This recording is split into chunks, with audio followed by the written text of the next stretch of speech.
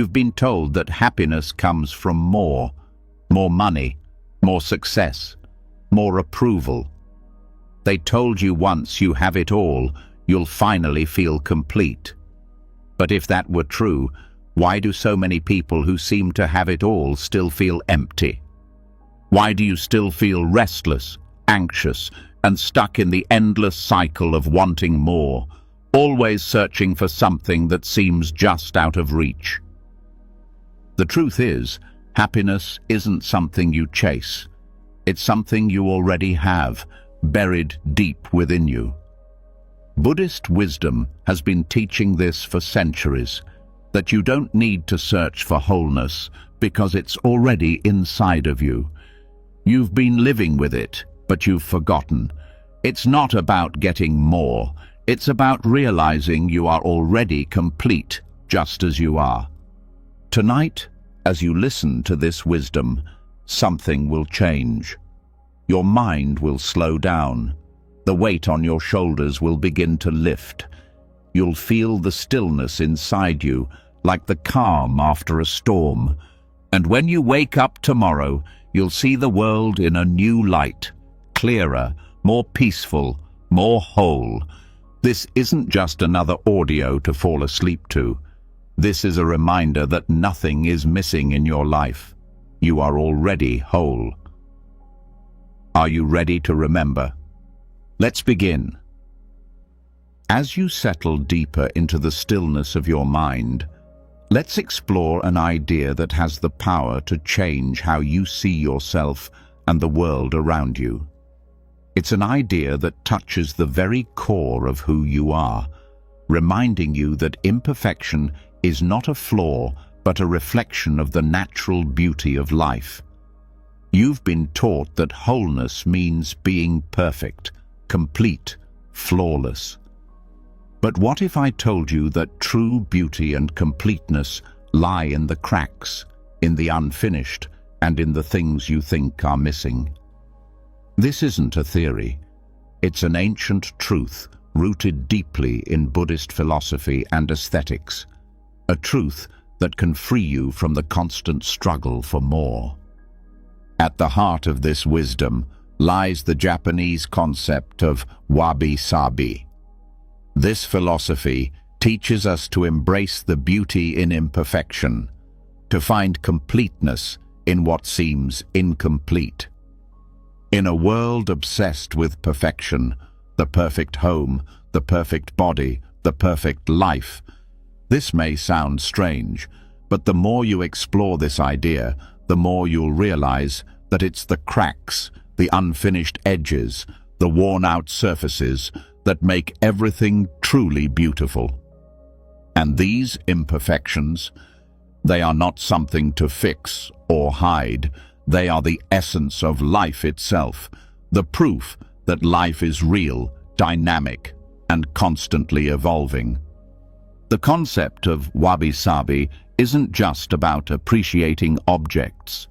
It's about seeing the world differently, about shifting your perspective and understanding that true wholeness comes not from filling the gaps, but from recognizing that the gaps themselves are part of the whole. It's the kind of insight that, when embraced, can change how you feel about yourself, your life, and your place in the world. Buddhism teaches us to accept impermanence, the fact that nothing stays the same forever. This includes not only the world around us, but also our bodies, our minds, and our experiences. Nothing is fixed, and that's where the beauty lies. The vase with a crack, the tree with a twisted trunk, the worn-out road that's been traveled 1,000 times. These things aren't less valuable because of their flaws. In fact, they are often far more beautiful because of them. Imperfection holds wisdom that perfection could never offer. In your life, you might feel the urge to always look for what's missing. You might believe that once you fix yourself, your life, or your circumstances, you'll finally feel complete. But what if completeness isn't something to be found through effort, achievement, or success? What if it's already there, in your imperfections, in your history, in your struggles? Just like the cracks in the pottery, your challenges and your flaws are part of what makes you whole. When you begin to look at life through the lens of wabi-sabi, you'll start to see that everything around you, everything about you, carries beauty in its imperfections. This philosophy teaches us to appreciate things as they are, not as we wish them to be. Everything you need to be whole is already inside you, even in the moments you feel incomplete or broken. In the world of wabi-sabi, nothing is ever truly broken. Instead, it's just waiting to reveal its true beauty. This view challenges everything society teaches us about perfection, success, and what it means to be enough. And by embracing this perspective, you'll find peace in the present moment as you learn to accept yourself completely, imperfections and all. Buddhism doesn't just stop at admiring imperfections in objects or people. It teaches us that our very nature is imperfect, and that's what makes us perfect. In many ways, these imperfections are signs of life. Think about the aging process, for example. As our bodies grow older, we develop wrinkles, scars, and changes that often make us feel insecure. But in Buddhism, aging is seen not as something to resist, but as a natural and beautiful process. Our wrinkles and scars tell the story of our lives, of the experiences we've lived through, of the lessons we've learned. They remind us that we are constantly evolving, just like the world around us. The idea of imperfection is not something we need to hide or feel ashamed of. Instead, it's a symbol of growth. In fact, the acceptance of imperfection is central to many Buddhist practices. The acceptance of the present moment, with all its flaws and difficulties, is a key component of mindfulness.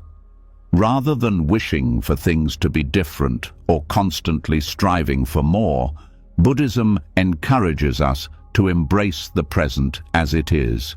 We don't need to chase perfection because, in reality, there is no such thing.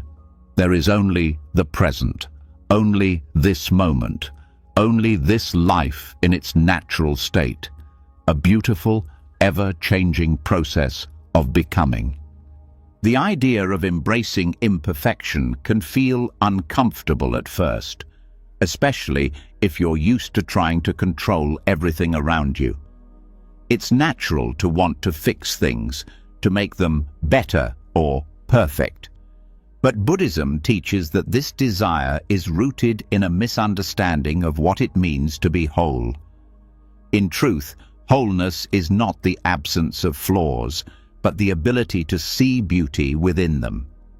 When you stop striving to fix everything and start accepting what is, you begin to experience the world in a way that brings peace. Take a moment to think about the objects or things in your life that seem imperfect. Maybe it's your favorite worn-out sweater, a chipped mug you've had for years, or even the creaky floorboards of your house. These things, though they may seem imperfect on the surface, carry a history. They've been with you through your experiences, your trials, your successes, and your failures. In Buddhism, this is what we call impermanence. Nothing is permanent, and that's what makes everything precious. The impermanence of things is a reminder to embrace life as it is, not as we wish it to be. By acknowledging the beauty of imperfection, we can cultivate a deeper sense of acceptance within ourselves. We start to see that we don't need to change who we are to feel complete. Rather than looking for happiness in external achievements or material possessions, we begin to understand that true fulfillment lies within. This realization is both freeing and liberating because it allows us to release the constant pressure to be perfect. Buddhism offers a radical shift in perspective, one that is especially needed in today's world, where so many of us are constantly told that we need to improve, evolve, or achieve more in order to feel worthy. But the truth is, you are worthy just as you are. The pursuit of perfection only adds stress and anxiety. It keeps you stuck in a cycle of not enough, always striving for something that can never truly satisfy. The beauty of imperfection shows us that there is nothing missing in your life, and that everything you need to feel whole is already within you. As you reflect on this wisdom, think about the ways in which your own life has been shaped by imperfection.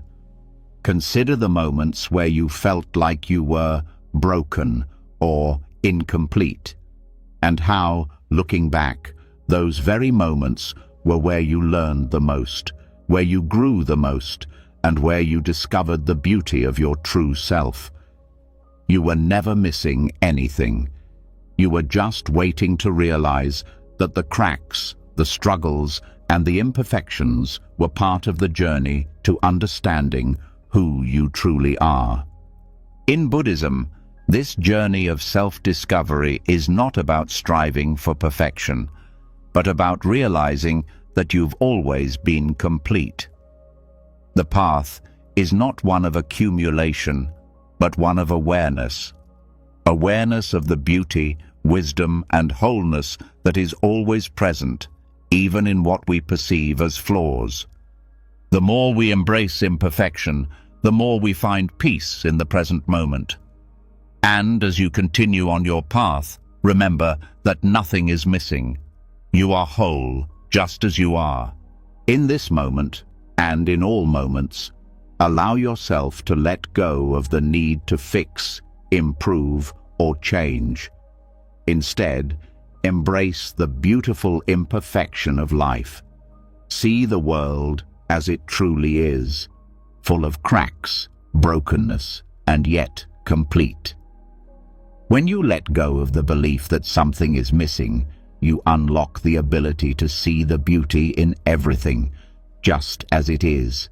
So, next time you feel like something is missing in your life, remember this: nothing is ever truly missing. You are whole. And this understanding, this acceptance, is the key to peace. Having just explored the beauty found in imperfection, it's clear that much of our sense of lack arises from a misguided perception of what truly completes us. We spend so much time thinking about what is missing from our lives, whether it's external achievements, possessions, or experiences, that we fail to see what is already in front of us. As we delve deeper into Buddhist wisdom, the truth becomes even more apparent. Everything we need is already here. It's not something to chase, grasp, or attain. It's simply a matter of returning our awareness to the present moment, where abundance already exists in its most authentic form.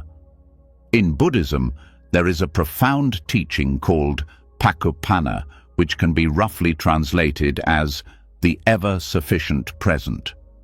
It's a reminder that the present moment, as it is always enough.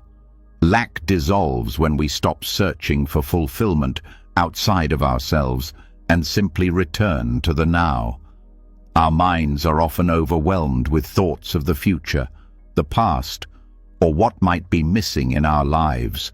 But the truth is that in this very moment, we are surrounded by everything we need. When we get caught in the constant striving for more, we overlook the simple yet profound abundance that is already present. Our need for more often clouds our ability to experience the richness of the present moment. We believe that happiness and fulfillment are always just out of reach, leading us to constantly chase something that we think will make us complete. But the teaching of Pakupana shows us that the moment we stop searching for something more, we can fully appreciate what we already have. This constant chase for fulfillment creates an illusion of emptiness, as if there is always something missing, something we need to reach or achieve in order to be happy. But as we explore the concept of Pakupana, we come to understand that true contentment doesn't come from seeking external sources of happiness. It's about realizing that all the happiness, peace, and satisfaction we seek are available in this moment, in the space between our thoughts, in the simple experience of being present. When we begin to truly observe the present moment, we start to see that every little detail is a form of abundance. The sound of your breath, the feeling of your body against the chair, the hum of life around you, these are all expressions of the richness of the present. And in this moment, nothing is lacking. There is no need to wish for more or look for what's missing. Everything is here, sufficient and complete. It's only when we start searching for something beyond the now that we lose sight of what is truly abundant. The problem lies in the way our minds are conditioned. We are taught from a young age that we must attain something to feel satisfied, that happiness is something that can be achieved through goals, possessions, or status. This conditioning makes it difficult to appreciate the present moment because we are always focused on the future or what lies ahead. We are so preoccupied with what's next that we miss the beauty and abundance of what we already have. We think that once we reach a certain point in life, achieve a goal, or get what we desire, then we will be happy. But the truth is that happiness is available to us now, in this moment. The only thing standing in the way is our constant desire for something more. Pakupana teaches us that there is no need for accumulation or achievement to feel complete. This moment, in all its simplicity, holds the key to everything we need. It's in the small things, the warmth of sunlight, the comfort of a quiet space, the sensation of your feet on the ground, that true abundance is found. These simple moments are enough in themselves.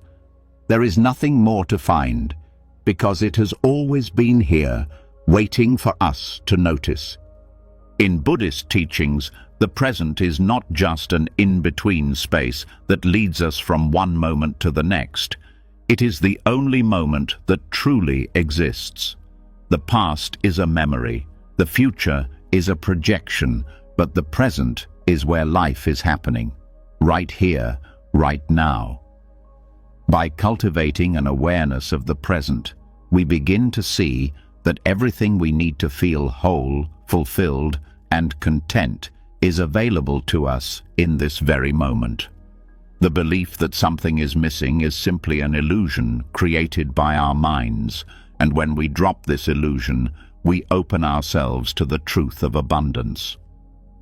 This doesn't mean that we stop planning for the future or reflecting on the past. It means that we stop living in those times. We stop living as though happiness and fulfillment lie somewhere out there, beyond our reach. When we return to the present, we find that everything we need to be whole is already here. And it's not just about accepting what is happening right now, it's about seeing the richness, the depth, and the completeness of this moment. The practice of mindfulness, which is deeply embedded in Buddhist teachings, is all about training our minds to fully engage with the present. This doesn't mean forcing our minds to be still or trying to stop thoughts. It's about learning to observe without attachment. We become aware of the moment without the need to fix, change, or improve anything. This awareness of the present moment is what reveals abundance. When we stop chasing the future, we start to see the beauty of what is already here. This shift in perspective is transformative.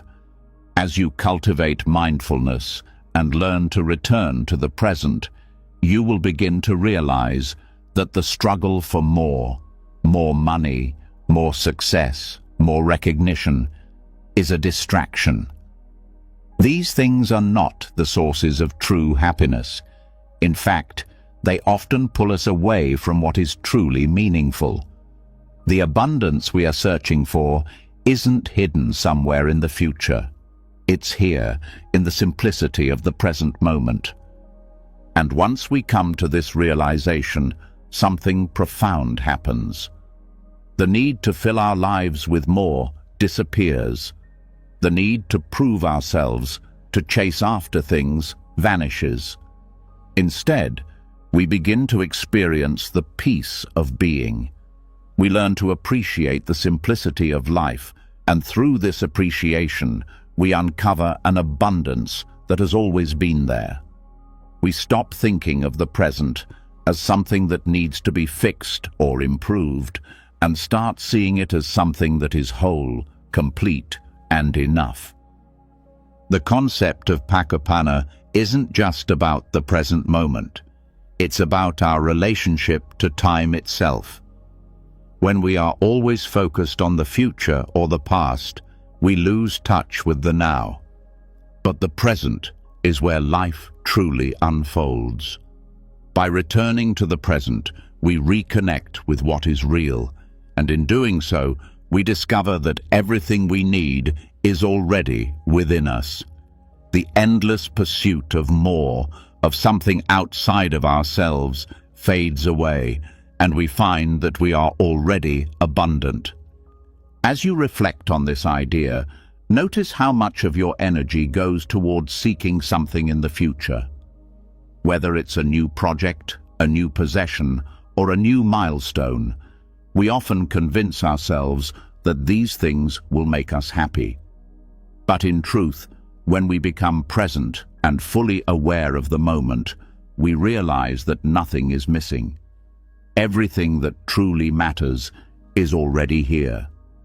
The present moment, in all its simplicity, is enough, and when we cultivate awareness of it, we unlock a deeper sense of peace and contentment.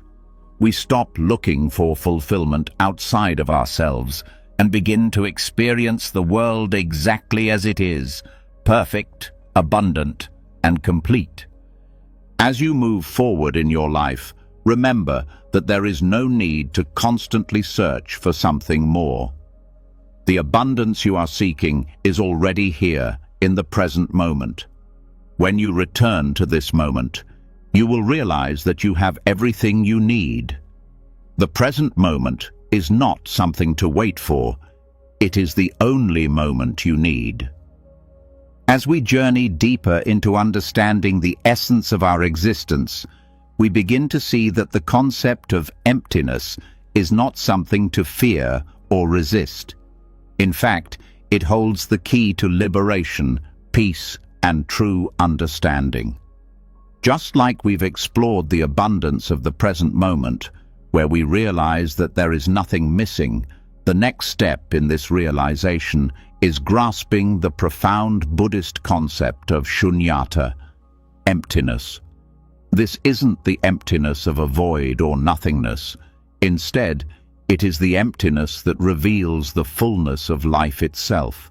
It's the paradox that nothing missing and nothing permanent are in fact expressions of the same truth, the truth of impermanence, interdependence, and the constant unfolding of life. The concept of emptiness in Buddhism is often misunderstood. At first glance, emptiness may seem like a lack of something, a void, an absence. But in reality, it's the absence of fixed, permanent, or unchanging nature. And when we begin to truly understand this, we start to see that what we once thought was missing is actually the essence of all that is present. Emptiness is not the absence of being or existence. It's the realization that all things are fluid, interconnected, and constantly changing, and in this very change lies their completeness. This insight is not easy to grasp because it challenges everything we've been conditioned to believe about ourselves, the world, and our existence. We live in a society that values certainty, permanence, and control. We're taught to believe that happiness, peace, and fulfillment come from achieving stability, from holding on to things, relationships, possessions, status, or even our own identity. The desire to hold on is driven by the belief that without it, we will feel lost, incomplete, or even unworthy. But Buddhism teaches us that the more we hold on, the more we actually create the very sense of lack we fear. When we begin to understand emptiness as a freedom from fixed identity and rigid forms, we liberate ourselves from the suffering that comes with attachment. This realization frees us from the constant pressure to acquire, possess, and protect things that we believe define us. The more we let go, the more we begin to experience the fullness of life in ways we never thought possible. The teachings on Shunyata point out that everything in life, every object, every person, every experience, is empty of inherent, permanent existence. This does not mean that they are without substance, but rather that their nature is not fixed. They are constantly changing, evolving, and interdependent. This emptiness is a kind of freedom because it shows us that nothing is permanent. Nothing is meant to stay the same forever. Every experience, good or bad, is part of a natural flow, and when we stop clinging to the idea of permanence, we can embrace life just as it is. The realization of emptiness begins with seeing that we, too, are not fixed or permanent. We are constantly changing in our thoughts, our emotions, our bodies. The self that we cling to, that we try to define and protect, is also empty of permanent existence. It's like the waves in the ocean. They rise and fall, but there is no wave that exists permanently. The wave is a temporary manifestation of the water. And when we recognize this, we stop identifying ourselves with a fixed identity. We stop attaching to the illusion of permanence, and instead we begin to embrace the fluid, ever-changing nature of who we are. This understanding can be deeply liberating because it shifts our perception of the world. We no longer see ourselves as isolated, separate beings, but as part of an interconnected web of existence. We are not separate from others, from nature, or from the universe. Our existence, like everything else, is shaped by forces beyond our control. And in realizing this, we come to see that nothing is missing. Emptiness does not mean a lack of substance. It means that there is no inherent, unchanging essence in anything. Everything is fluid, interconnected, and, most importantly, whole. The beauty of emptiness is that it reveals the interdependence of all things. Nothing exists in isolation. Every thought, every feeling, every action has a ripple effect, touching everything else in the web of existence. This realization can bring about a profound shift in how we view the world. We stop seeing ourselves as isolated beings trying to find happiness or completeness through external means. Instead, we see that happiness and peace arise from understanding the nature of our interconnection with everything. Emptiness reveals the fullness of life because it shows us that everything is part of a vast, ever-changing, and interconnected whole. This isn't a concept that can be understood with the mind alone. It's something that must be felt, experienced, and realized through direct awareness. As you begin to reflect on emptiness, notice how the tension and anxiety that comes from holding on to fixed ideas and identities start to dissolve. The more we embrace the truth of impermanence, the more we allow ourselves to experience the fullness of life as it is. We stop resisting the flow of life, and instead, we flow with it. One of the most profound aspects of the realization of emptiness is that it frees us from attachment and craving. In Buddhism, it is taught that attachment to things, whether it be people, possessions, or ideas, is the root of suffering. We attach ourselves to the idea that we need certain things to feel complete, but when those things inevitably change or leave us, we feel empty, lost, or devastated. When we understand the impermanence of all things, we are less likely to attach ourselves to them, and as a result, we experience less suffering. This realization doesn't mean we become indifferent or detached from the world around us. Instead, it means that we approach life with greater freedom and clarity. We understand that everything is constantly changing, and because of this, we can engage with life more fully. We no longer feel the need to protect ourselves from change, because we understand that change is the nature of life. There is no need to cling to things because they are not permanent, and this is the key to finding peace. By realizing emptiness, we also come to understand the freedom that comes with it. Emptiness is the absence of attachment, and in the absence of attachment, we find that we are no longer prisoners to our desires or fears. We begin to experience the world as it truly is, without the filters of our expectations, judgments, or attachments. This is the freedom that allows us to engage with life fully, without the burden of wanting or needing things to be different from what they are. In the end, the paradox of emptiness as fullness reveals one of the deepest truths of existence, that nothing is missing. Our desire for permanence, for control, for certainty, is what creates the illusion of lack. When we let go of these desires and begin to see the world through the lens of impermanence and interdependence, we realize that we have never been lacking anything. Everything we need is already here, in the flow of life, in the changing patterns of our existence. By recognizing emptiness as the essence of life's fullness, we open ourselves to a deeper understanding of our place in the world. We stop chasing after what we think we need, and instead, we experience the peace and freedom of realizing that nothing is ever truly missing. Emptiness is not something to be afraid of. It is a doorway to understanding the true nature of existence and to finding the peace and wholeness we have been seeking all along.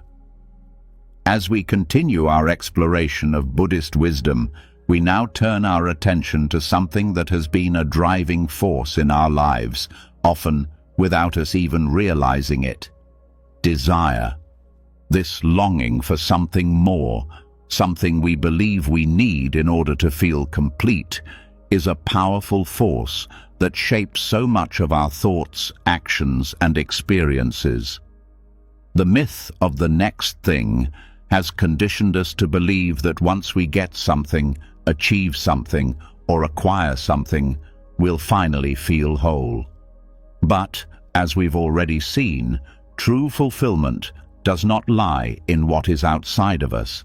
It lies in understanding the mind and recognizing the very force that keeps us feeling incomplete. Tanha, or craving. In Buddhism, craving is not just a passing wish for something we might want. It's a deep-rooted desire that convinces us that we are not enough as we are, and that something outside of ourselves will complete us. It tells us that we need a new relationship, a better job, a bigger house, or a certain status in order to feel fulfilled. Yet the more we chase after these things, the more we realize that they never provide the lasting happiness or peace we expect. Instead, they often lead us right back to the same place, feeling restless, anxious, and unfulfilled. The root of this is the belief in the myth of the next thing. It's the idea that once we achieve or obtain something else, everything will be better. This myth keeps us in a constant state of wanting, always looking ahead to the next thing, the next milestone, the next desire. And each time we think we're getting closer, we find that the satisfaction is fleeting. This is where tanha plays a role.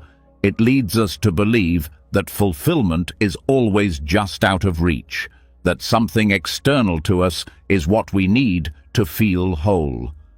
The problem with this myth is that desire can never truly satisfy us, because it always leads to the next desire.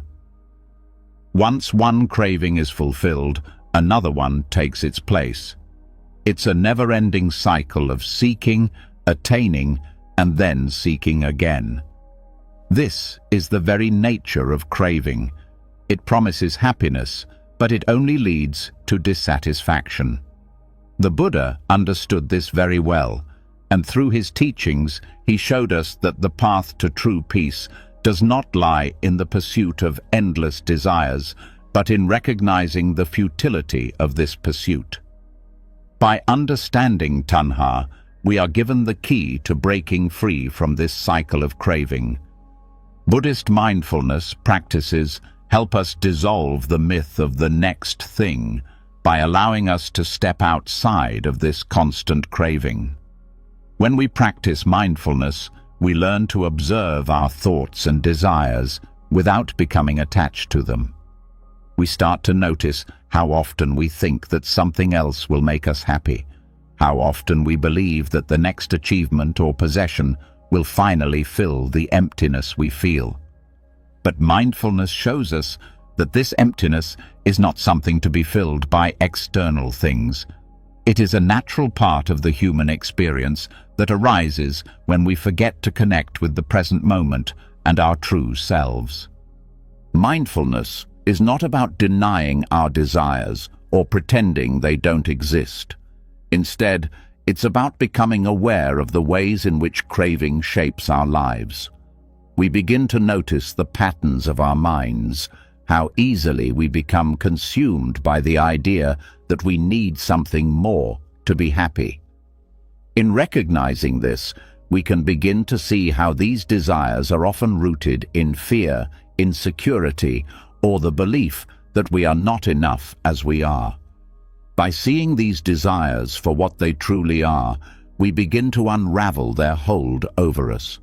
When we bring awareness to our cravings, we begin to see that they are not the solutions to our problems, but rather the cause of our suffering.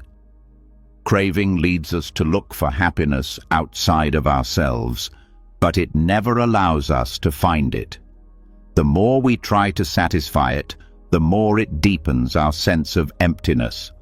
However, when we realize this truth, something shifts within us. We start to let go of the need for the next thing and instead learn to appreciate the moment we're in, exactly as it is. Through mindfulness, we learn that true fulfillment doesn't come from obtaining anything external. Instead, it comes from returning to the present moment and recognizing that nothing is missing. Our desire for the next thing can only be dissolved by seeing through its illusion, by understanding that happiness is not a future goal, but something we can experience right now. This doesn't mean we stop striving or working toward our goals. It simply means that we no longer attach our happiness or peace to these things. We no longer believe that the next thing will bring us the satisfaction we seek. One of the most powerful aspects of Buddhist teachings is that they show us that satisfaction comes from within. By becoming aware of our cravings and attachments, we can begin to let go of the constant search for something more. True contentment arises when we stop looking for fulfillment outside of ourselves and instead learn to find it in the present moment, in the quiet spaces between our desires, and in the acceptance of things as they are. The key here is not to deny ourselves the things we want or desire, but to change our relationship with them. We don't need to reject our desires or push them away. We simply need to see them clearly and understand that they do not define us. By observing our cravings without attachment, we can begin to appreciate the impermanence of everything, the understanding that nothing will ever fully satisfy us in a lasting way, and that this is okay. It is in this acceptance that we begin to find peace. The more we practice mindfulness, the more we come to realize that the next thing is not the answer. When we stop chasing external fulfillment, we create space for something far deeper and more lasting: inner peace, clarity, and contentment. By letting go of the myth of the next thing, we stop using our desires as a distraction and instead allow ourselves to rest in the fullness of the present moment. In Buddhism, desire is seen as a form of suffering because it keeps us trapped in a cycle of endless wanting. But when we become aware of this cycle, we break free. We start to see that true happiness does not lie in the next goal, the next achievement, or the next possession. It lies in the acceptance of the present moment and the release of the need for more. When we let go of the myth of the next thing, we begin to experience life as it is, full, rich, and complete. Understanding tanha and the myth of the next thing is a powerful way to transform our relationship with desire. It helps us to break free from the cycle of craving and to find peace in the present moment. By practicing mindfulness and becoming aware of our desires, we learn to see them for what they are, temporary and ultimately unfulfilling. The more we understand this, the less power craving has over us. We stop believing that we need something outside of ourselves to complete us, and instead, we begin to realize that we are already whole. Nothing is missing. This is the truth that sets us free from the endless pursuit of the next thing and allows us to experience the fullness of life right here, right now. As we move forward, it's important to understand that all the teachings we've explored so far, from the abundance of the present moment to the realization that nothing is truly missing, are all part of a larger truth about who we are. The myth of lack, the craving for more, and even the illusion of imperfection all stem from one root cause: the fragmented perception of ourselves. We are taught from a young age to view ourselves as incomplete, as if there's something inherently wrong or broken. But deep within, our true nature has never been broken. It's only the way we perceive it that's fragmented. The mirror mind metaphor, central to the Vajrayana tradition of Buddhism, sheds light on this deep-seated misunderstanding. It teaches that the mind itself, like a mirror, is perfectly whole. What appears to be broken, distorted, or incomplete is simply a reflection of the perceptions we have about ourselves and the world around us. The mirror, in its essence, is flawless. It doesn't change, but simply reflects whatever is placed before it. Similarly, our awareness is unbroken and undisturbed, though the way we see and understand ourselves may be clouded by misperceptions. In the Vajrayana teachings, the mind is described as a mirror that reflects everything, all thoughts, feelings, experiences, and perceptions. Just as a mirror does not change based on what it reflects, our true nature is always the same, clear, whole, and unaltered. The only thing that shifts is what we place in front of the mirror. If the reflection appears distorted or unclear, it's not because the mirror itself has changed, but because the image being reflected is flawed. This is exactly how our minds work.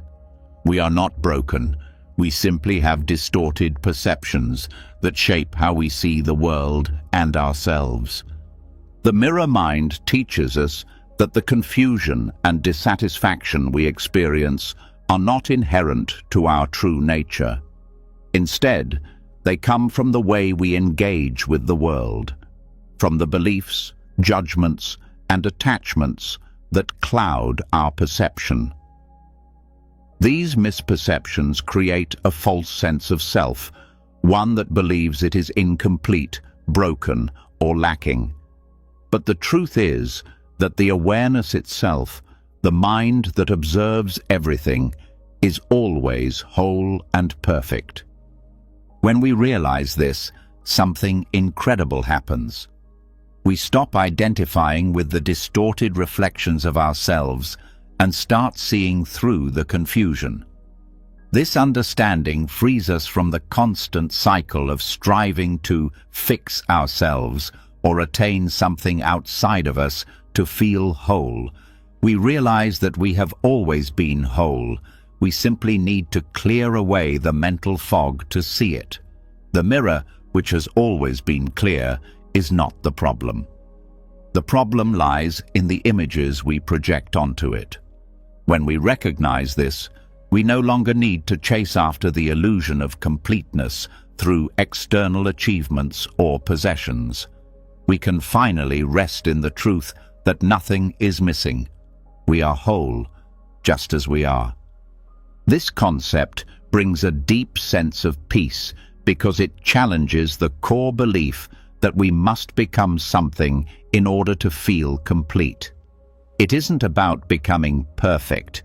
It's about recognizing the perfection that already exists. It's not about fixing what is broken, but seeing that there was never anything broken to begin with. The mirror mind invites us to look beyond the layers of thought, judgment, and attachment that cloud our understanding of ourselves. It shows us that the clear, undisturbed awareness we seek has always been present within us, waiting for us to remember it. What we often don't realize is that the false perceptions we have about ourselves are rooted in the belief that we are somehow separate from the world. We see ourselves as isolated, incomplete beings, always seeking something outside of us to complete us. But just as the mirror cannot exist without the world before it, we too are intrinsically connected to everything around us. The mind reflects the world, and the world reflects the mind. When we understand that our awareness is interdependent with everything, we can start to see the wholeness of our existence, not as a fixed entity, but as a dynamic, interconnected process. In essence, the mirror mind teaches us that our experience of life is shaped by how we engage with it. If we project a sense of lack or incompleteness, that's what we see reflected back to us. But when we stop identifying with these projections and begin to understand that we are not our thoughts or emotions, we start to see the clarity that lies beneath the surface. The mirror, in this sense, is always clean, always ready to reflect what is in front of it. Similarly, our awareness is always clear, but we must be willing to observe it without the distractions of false beliefs and attachments. One of the most powerful realizations that comes from understanding the mirror mind is the ability to shift our relationship with suffering. So often, we view our suffering as something that defines us, as something that proves we are broken or incomplete. But when we understand that our awareness is not the source of our suffering, but rather how we perceive it, we begin to take the first step toward liberation. Suffering is a part of life, but it does not define us. It is simply a reflection of our mental state, a distortion that occurs when we cling to certain beliefs or attachments. When we let go of these attachments, suffering loses its power over us. The mirror doesn't suffer, it simply reflects. And when we shift our understanding of our mind in the same way, we realize that we too are not broken by suffering, but merely reflecting it. This insight shifts the way we approach our thoughts and emotions. We begin to see that they are not permanent fixtures of our identity. They are temporary reflections that pass through the mind, much like clouds passing through the sky. We don't have to hold on to them, nor do we need to identify with them. Instead, we can observe them with a sense of detachment, understanding that they do not define us. The more we practice this, the clearer our minds become, and the more we recognize that the reflection is not the reality. The reality is the mind itself, the clear, undisturbed awareness that is always present. When we engage in this practice, we also begin to release the need for external validation. Much of the pain we experience comes from the belief that we are only worthy or complete if others recognize our worth. This creates an endless cycle of seeking approval and acceptance from the outside world, which only reinforces the belief that we are incomplete. But the mirror mind shows us that our worth and completeness are not dependent on the reflections of others. Just as a mirror does not need anyone to validate its reflection, we do not need external approval to feel whole. Our true worth is inherent in our nature, and the more we recognize this, the less we feel the need to seek validation from others. This is where true freedom lies, in the understanding that we are not our thoughts and we are not the reflections of others. We are simply the awareness through which everything is experienced. When we let go of the need for validation, we begin to experience the wholeness that has always been there. We stop seeing ourselves as fragmented, separate beings, and instead recognize that we are a part of a larger, interconnected whole. The mirror mind teaches us to stop identifying with the fragmented perceptions that create a false sense of self. The reflections that appear before the mind are not the mind itself. The thoughts, emotions, and experiences that arise are not permanent, and they are not who we are. When we stop clinging to these fleeting reflections, we begin to experience the clarity and wholeness of the mind itself. We realize that the mirror is not broken, and neither are we. This shift in perspective is profound because it frees us from the need to constantly chase after something that will make us feel whole. We no longer need to search for fulfillment outside of ourselves. Instead, we can simply rest in the awareness of our true nature, the mind that has always been clear, whole, and undisturbed. When we recognize this, we find peace, we find freedom, and most importantly, we find that we were never broken to begin with. Having just explored the concept of the mirror mind, it becomes clear that our perception of ourselves and the world is clouded not by the mind itself, but by the constant flow of thoughts that we identify with. These thoughts come and go, often creating a sense of fragmentation and leading us to believe that we are incomplete or lacking.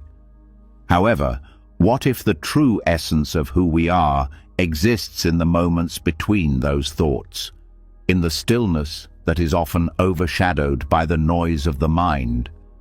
This is where the practice of meditation and the discovery of the space between thoughts reveal a profound truth. We have never been broken, and everything we are searching for is already within us. In our daily lives, we are constantly caught up in the rush of thoughts, worries, plans, judgments and distractions that keep us moving from one moment to the next without ever really pausing. It feels like we are perpetually caught in a whirlwind of internal chatter, never able to fully rest or feel at ease.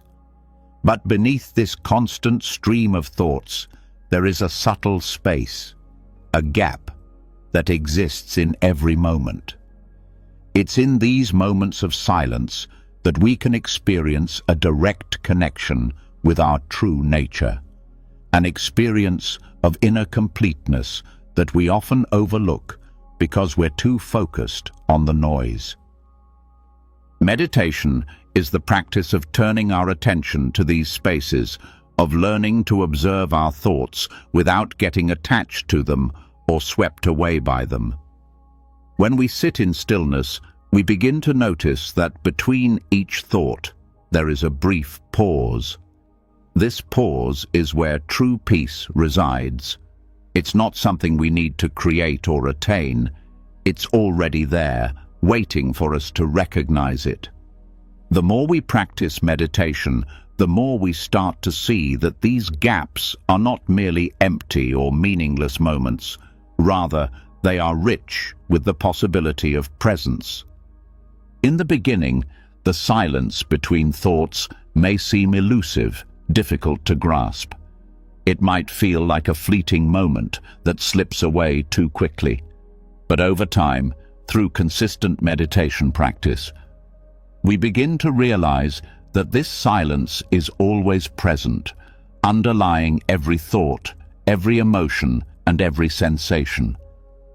It's in the spaces between the words we speak, the gaps between the breaths we take, and the stillness that comes when we simply let go of the need to control or define our experience. As we learn to rest in this silence, we start to uncover a deep sense of inner completeness. This is not the type of completeness that comes from external achievements or possessions, but the kind that is inherent in simply being. We begin to see that we don't need to fill the silence with thoughts, words, or actions in order to feel whole. In fact, it is in this very silence that we find that everything we've been searching for is already within us. When we step back and allow ourselves to simply be present with the silence, we discover something incredibly profound. We are not our thoughts. We are not the constant stream of judgments, desires, and worries that pass through our minds. Our true nature is the awareness that watches these thoughts come and go. This awareness is steady, unchanging, and whole. It is the very essence of who we are, but it often gets buried beneath the noise of the mind. Meditation allows us to uncover this awareness and reconnect with the stillness that has always been present within us. The practice of meditation, then, is not about escaping from our thoughts or emotions, but about learning to observe them without becoming attached to them. Thoughts will continue to arise, but instead of identifying with them or letting them define us, we learn to simply observe them as they come and go. In doing so, we create space to experience the fullness of the present moment, space to connect with the underlying completeness of who we are. It is in this space that we can feel a deep sense of peace, a peace that is not dependent on anything outside of us. The world around us may be filled with chaos, but when we tap into this silence within, we find that we are no longer disturbed by the noise. We realize that the true source of our peace is not external circumstances or achievements, but the stillness within, the gap between thoughts where our true essence resides. What we discover in these moments of silence is that our mind, in its essence, is already whole. It does not need to be fixed, changed, or perfected. It only needs to be recognized. And the more we practice meditation, the more we begin to realize that the space between thoughts is where this recognition happens. It is where we remember that we are not defined by the fleeting thoughts or feelings that come and go. Instead, we are the awareness that witnesses them. In time, this practice of connecting with the silence between thoughts can transform the way we relate to our thoughts, our emotions, and our lives. We stop identifying with the fleeting fluctuations of the mind, and instead, we begin to rest in the awareness of our true self, the unchanging, unbroken essence of who we are. This awareness has always been present. It is not something we need to attain. It is who we have always been, beneath the layers of thoughts and distractions. The space between thoughts also teaches us an important lesson about the nature of time. We often feel as though we are constantly chasing after the future or dwelling on the past, always trying to accomplish more or fix what has already been done. But when we connect with the silence, we realize that time is not something we need to grasp or control.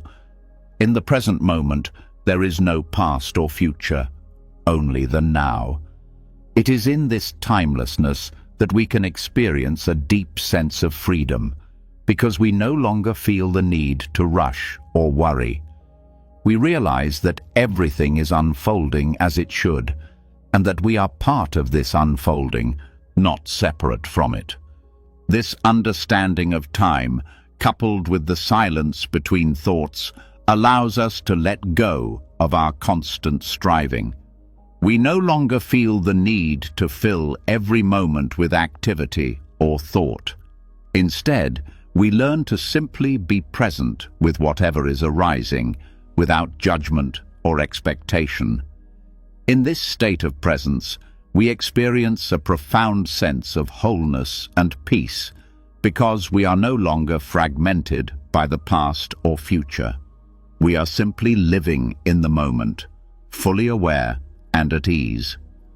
Over time, as we cultivate this awareness of the silence between thoughts, we begin to notice that we are more grounded, more present, and less affected by the fluctuations of our thoughts and emotions.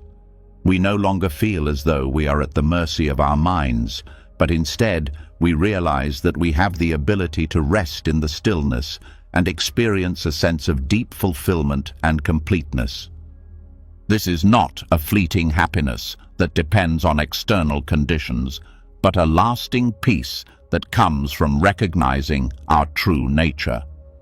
In essence, the silence between thoughts is a direct experience of the wholeness that we have always sought.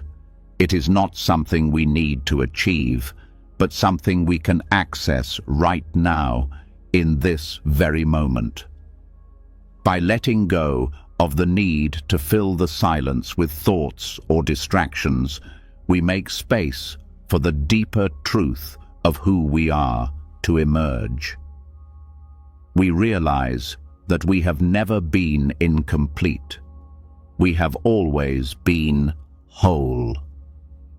As we've uncovered the profound silence that exists between our thoughts and the unbroken awareness within us, it's clear that true fulfillment doesn't lie in grandiose achievements or moments of extraordinary insight. In fact, it's often in the most ordinary, everyday actions that we encounter the deepest sense of peace and clarity. This understanding shifts the way we view our lives. We stop searching for enlightenment in the distant future and instead begin to realize that the present moment, in all its simplicity, is where true wisdom and contentment can be found. The teachings of sati, or mindfulness, remind us that enlightenment isn't reserved for extraordinary experiences, but for the quiet, everyday moments that make up our lives.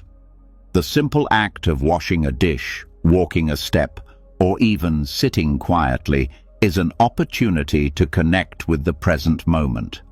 So often, we overlook these mundane tasks, thinking that true fulfillment lies somewhere else, in the future or in a distant pursuit.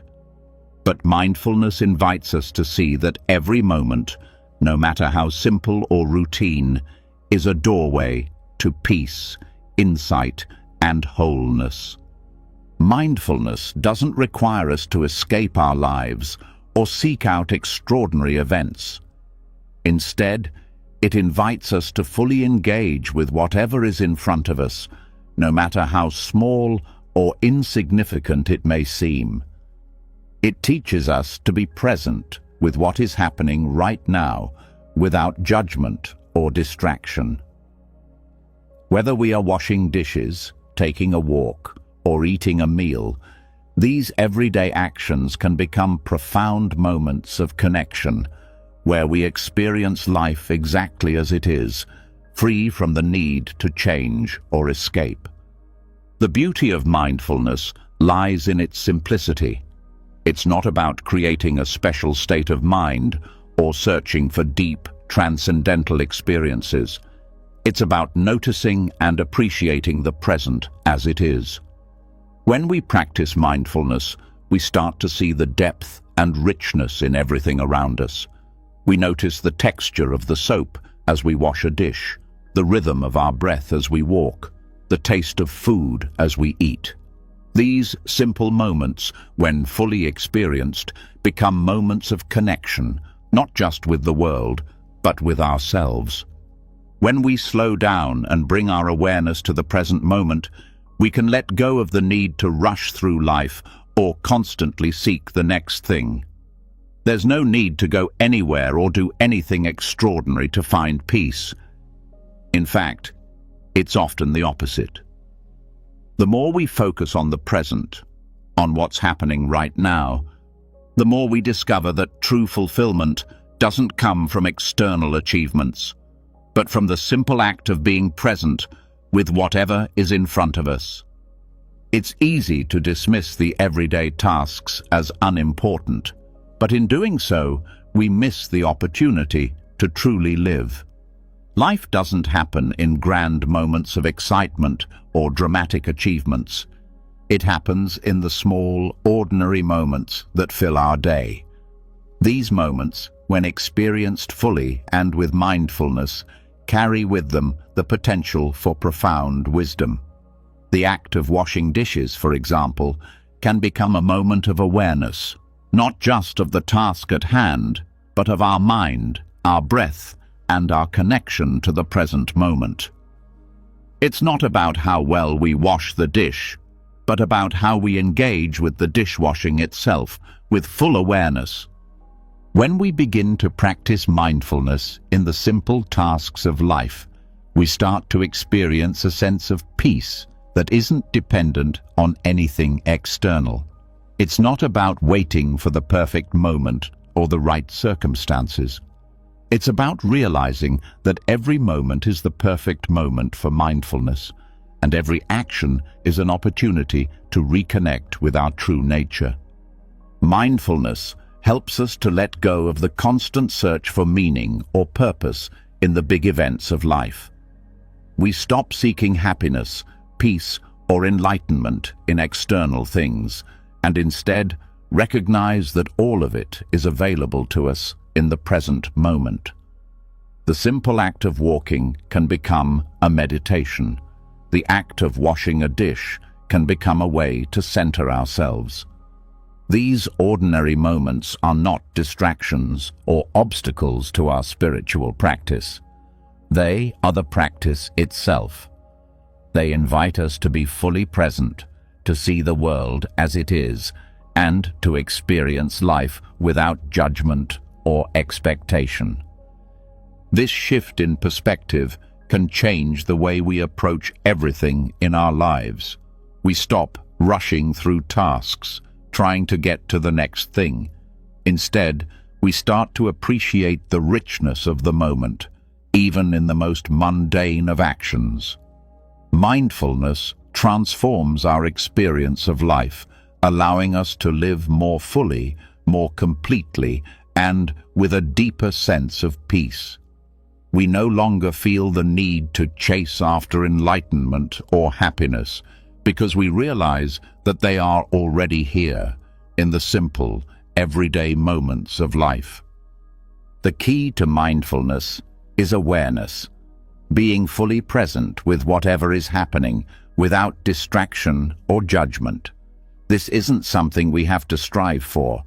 It's simply a matter of paying attention to the world around us. When we walk, we walk. When we eat, we eat. When we wash dishes, we wash dishes. These actions, when done with mindfulness, become opportunities to experience life more deeply, more fully, and more authentically. Through mindfulness, we learn that the essence of life is found not in seeking something more, but in being present with what we already have. The act of washing a dish, for example, is not just about cleaning. It's about engaging with the present moment, feeling the warmth of the water, noticing the texture of the dish, listening to the sound of the water running. In that moment, there is no need to think about the past or the future. There is only the present, and in that presence, we find everything we need. The simplicity of the moment becomes profound. The beauty of this practice is that it is available to us at all times.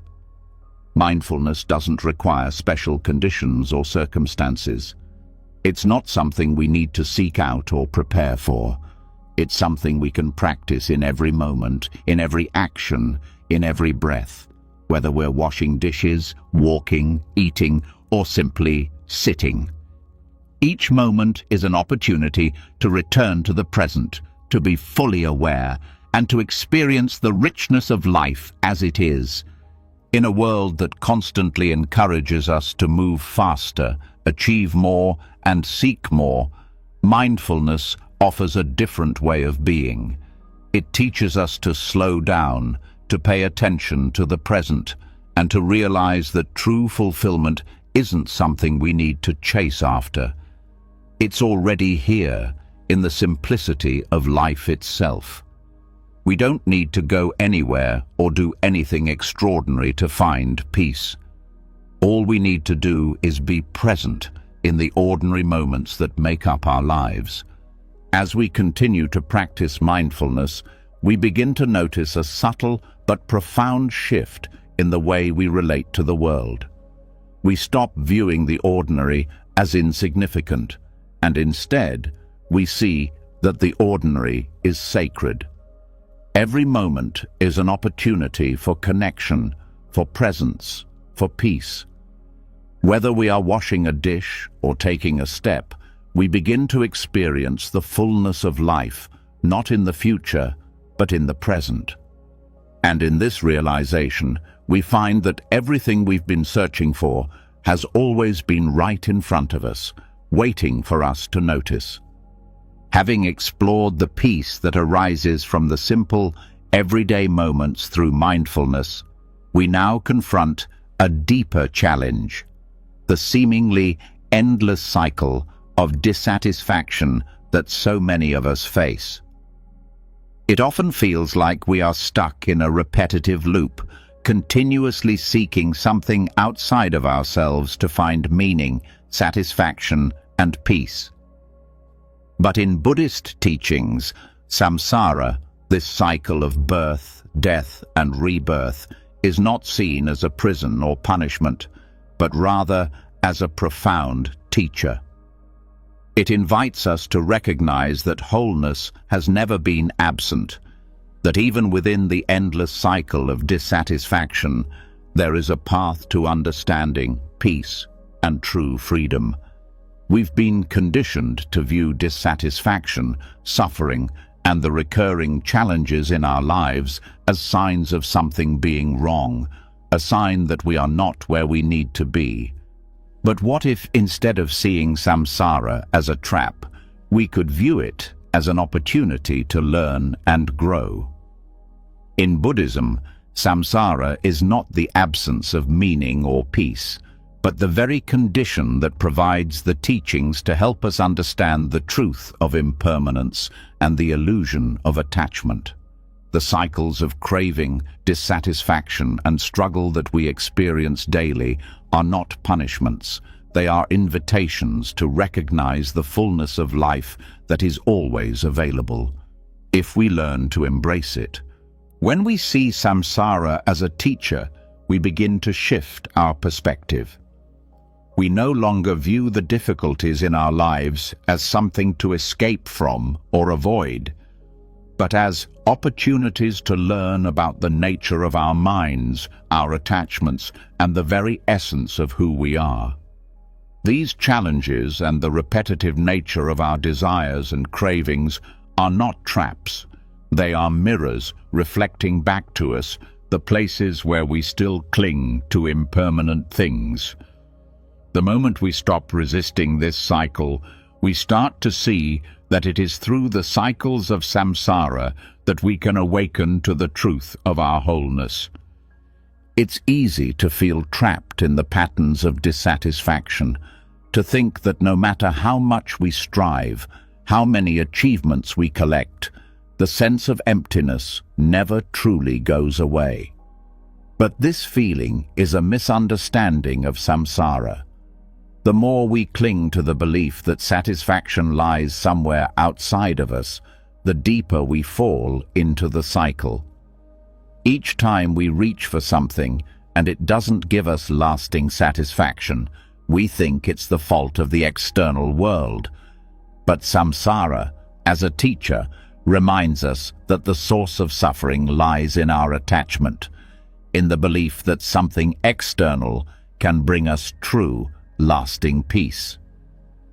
The path of awakening in Buddhism is not about escaping samsara. It is about fully engaging with it, understanding it, and recognizing the inherent wisdom within it. When we realize that samsara is not a punishment but a teacher, we can begin to approach life with curiosity and openness. Every cycle of dissatisfaction becomes a chance to inquire, why do I feel this craving? What am I really seeking? The cycles of samsara are an invitation to look more deeply into our desires, our attachments, and the root causes of our suffering. And as we do, we come closer to understanding that true peace does not come from fulfilling these desires, but from letting go of the illusion that these desires can ever lead us to lasting happiness. Samsara teaches us that life is cyclical, constantly moving, shifting, and changing. When we try to hold on to things, when we seek permanence in a world that is by nature impermanent, we inevitably find ourselves frustrated, dissatisfied, and confused. But instead of falling into despair over the endless cycle, we can recognize that samsara is the very condition that reveals the truth of impermanence. Everything, our emotions, our relationships, our possessions, will eventually change. This is the law of the universe, and it is in accepting this impermanence that we find peace. The realization that everything is temporary, including our cravings and desires, is the key to freedom. Samsara, in all its repetitiveness, is showing us this truth every day. The greatest lesson samsara offers is that we do not need to escape it. We are already free. Free not by avoiding life cycles, but by recognizing that they do not define us. We are not our cravings. We are not our failures. We are not our desires. These are transient, ever-changing experiences. But beneath all of them lies the unchanging awareness of who we truly are. This awareness is not something we need to search for it has always been there, beyond the cycles of samsara. When we learn to step outside of the illusion of permanence, we begin to experience life from a place of wholeness, regardless of what happens around us. By understanding samsara as a teacher, we start to see the freedom in letting go of attachment. The constant cycles of craving and dissatisfaction are the result of attachment to things we believe will bring us lasting fulfillment. We cling to relationships, achievements, possessions, and identities, believing they define us and bring us peace. But samsara teaches us that nothing external can provide lasting fulfillment. In fact, it is our attachment to these things that creates the suffering we experience. When we let go of the belief that anything in the external world can provide us with lasting happiness, we free ourselves from the endless cycle of craving. The more we practice this understanding, the more we realize that samsara is not something that needs to be escaped from, but something that can be fully embraced. Each moment of dissatisfaction is an opportunity to practice mindfulness, to observe our attachments, and to remind ourselves that true peace comes from within. The cycles of samsara, whether they be feelings of longing, frustration, or fear, are part of the human condition. But they are not the enemy. They are the path. They are the guideposts that show us where we are still holding on, where we are still trapped in the illusion that something outside of us will make us complete. Rather than seeing samsara as a source of pain and suffering, we begin to see it as a teacher that shows us where we need to grow, where we need to let go, and where we need to change. It isn't a punishment for our mistakes. It is the natural rhythm of life, and in that rhythm we find opportunities for awakening. Samsara is the very environment in which we can wake up to the truth of who we are. The more we understand samsara, the less we fear it. We stop looking for a way out and start engaging with the present moment as it is. Each cycle, each repetition, becomes a chance to practice letting go of our attachment to things, to stop identifying with the temporary nature of life. And in doing so, we begin to realize that nothing is missing. We are already whole. The cycles of samsara, rather than trapping us, actually reveal to us the wholeness that has always been present beneath the surface of our desires and frustrations. So, instead of trying to escape samsara or find a way to end the cycle, we begin to see that the cycle itself is the path. It's not about trying to break free from suffering. It's about recognizing that suffering itself is the doorway to awakening. By embracing samsara as a teacher, we learn to step beyond our attachments and find peace not by avoiding life, but by fully living it with awareness. In the end, the wholeness we've been seeking is not somewhere outside of us. It is here, in the middle of the cycle, in the midst of samsara, where we have always been. Having journeyed through the understanding of samsara as a teacher rather than a prison, we now find ourselves at a crossroads where we encounter something deeply ingrained in our experience, the sense of I, that inner voice that tells us who we are, what we need, and what we must achieve in order to feel complete.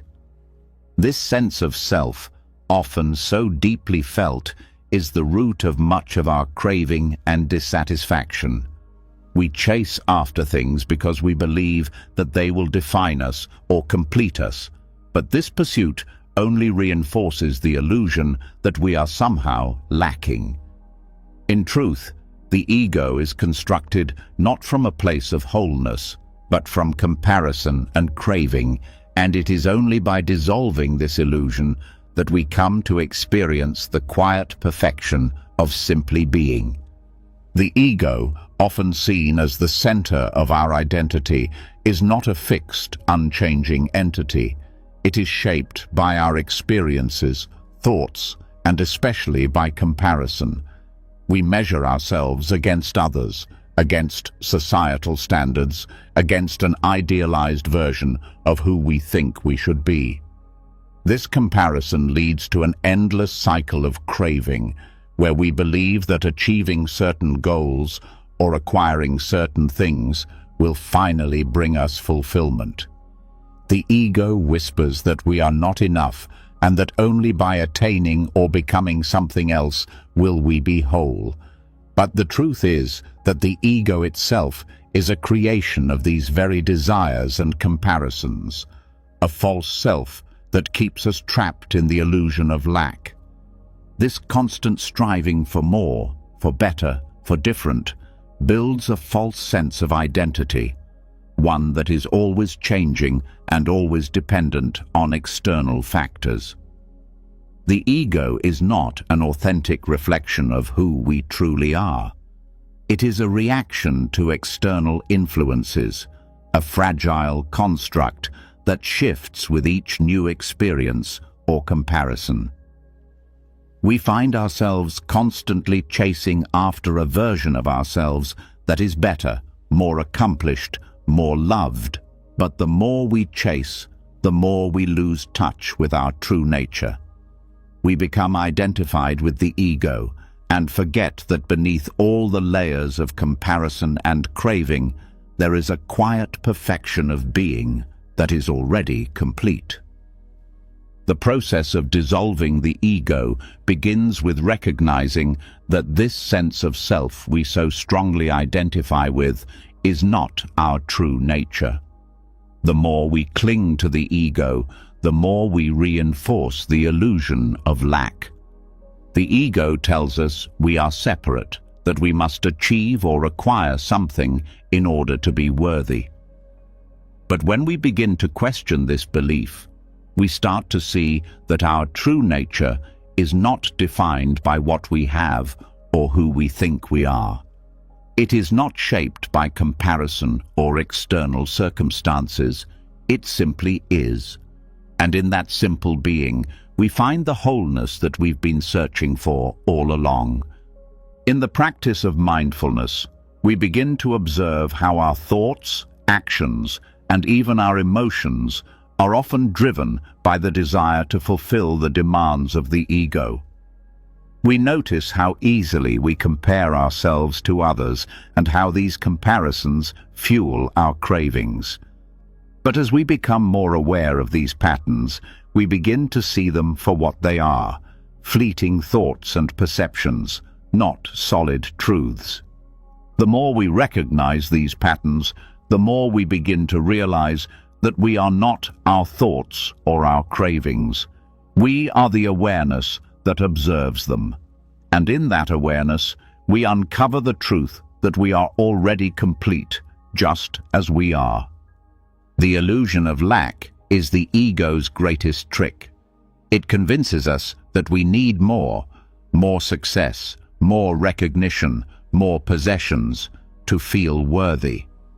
But when we let go of the need to prove our worth, to compare ourselves to others, and to measure our value by external standards, we begin to experience a peace that comes from simply being.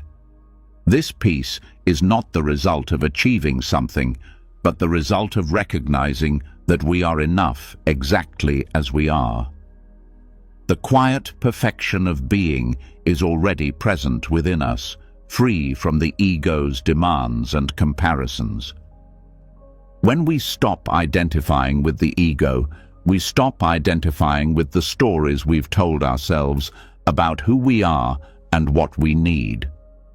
We begin to experience the world without the filter of judgment and comparison.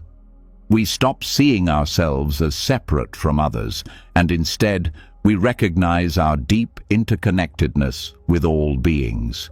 We see that we are not lacking anything. We have always been whole. This realization is not something that we have to work toward. It's simply a matter of letting go of the illusion of separation that the ego creates. As we begin to dissolve the ego's grip on our identity, we start to experience a sense of freedom that is beyond the reach of craving or comparison. We no longer need to prove ourselves or compete with others. We no longer need to chase after external validation. True freedom arises when we stop trying to be something we are not and simply rest in the peace of who we already are. This is the quiet perfection of being, the awareness that we are not our achievements, not our failures, but the unchanging, perfect awareness that observes them. In understanding the ego's illusion of lack, we begin to see the paradox that lies at the heart of spiritual awakening. The more we let go of the desire to become something or attain something, the more we realize that we have never been anything less than whole. The ego tells us that we need to change, that we need to do more, but in truth, the only thing that needs to change is our perception. When we stop identifying with the stories of scarcity and need, we begin to experience the abundant nature of our true self.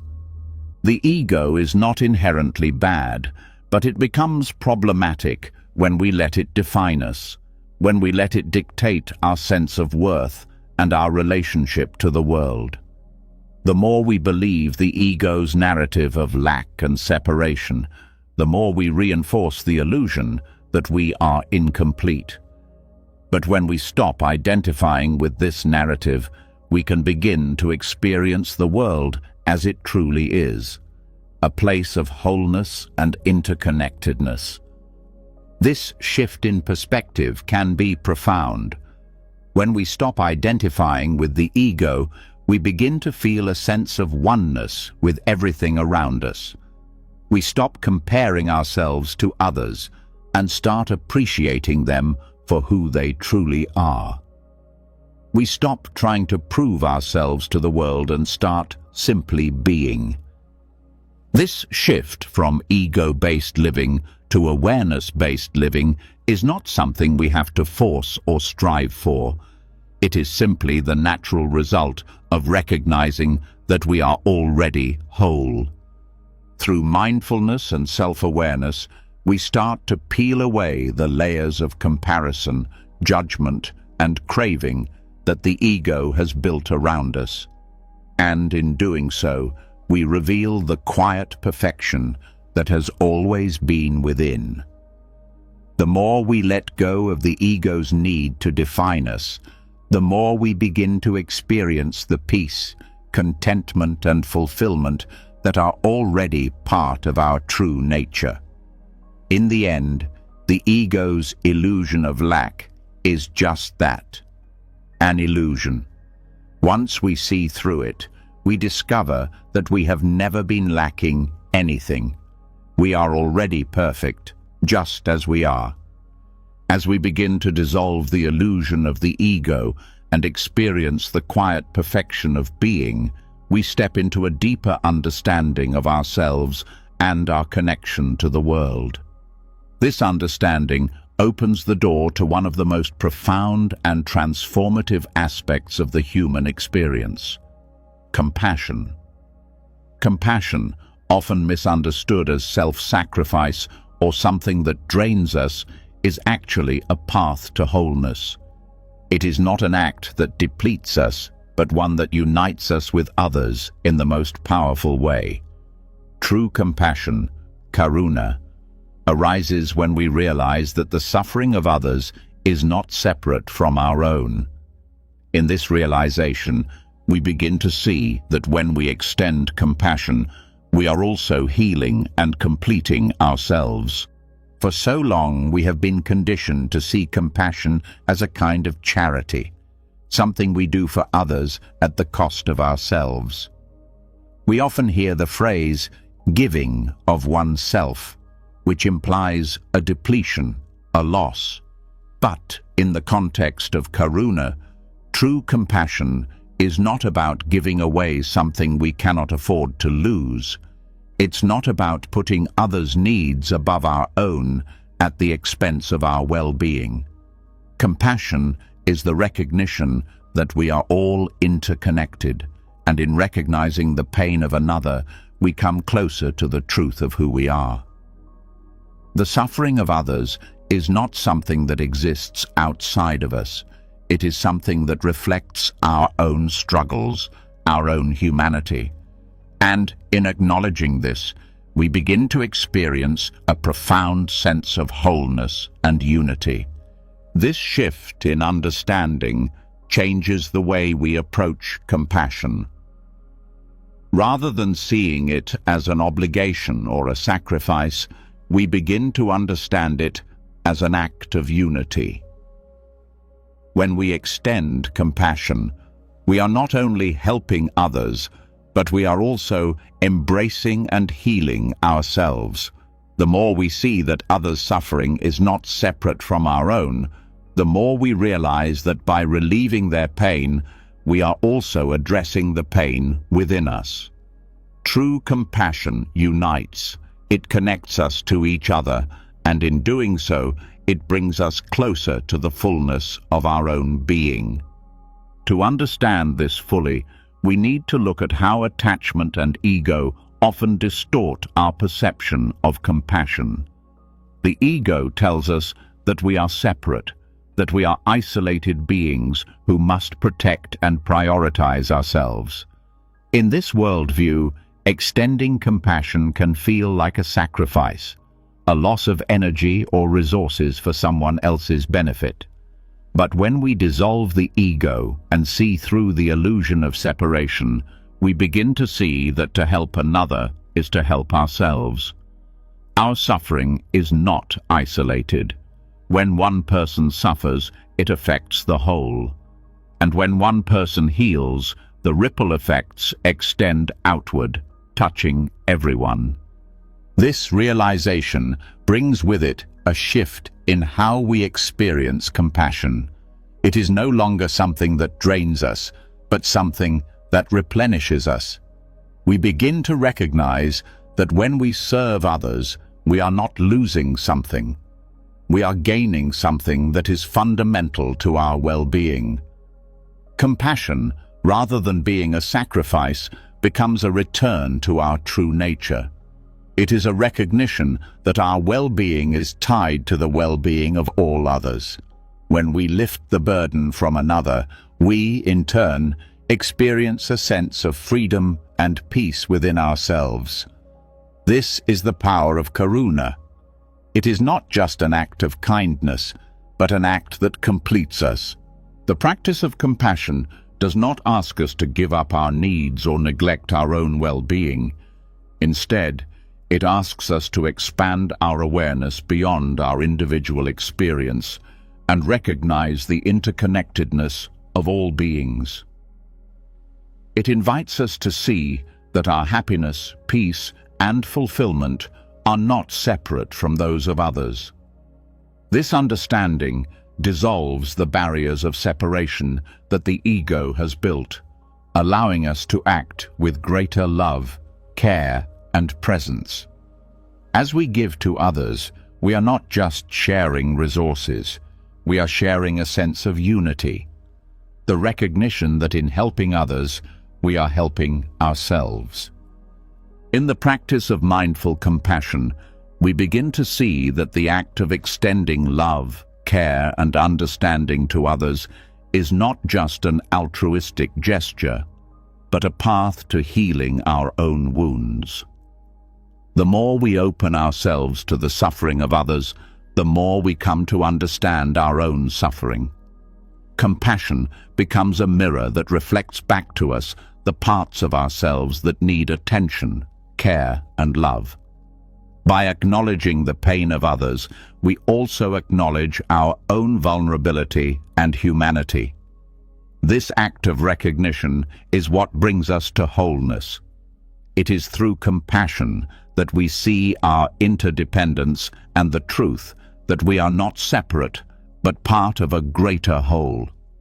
True compassion is also about presence, being there for another without trying to fix or change their experience. Often, we feel compelled to alleviate another's suffering by offering solutions or advice. But compassion doesn't require us to have the answers. It only requires us to be present, to listen, and to offer our hearts without expectation. This is the beauty of karuna.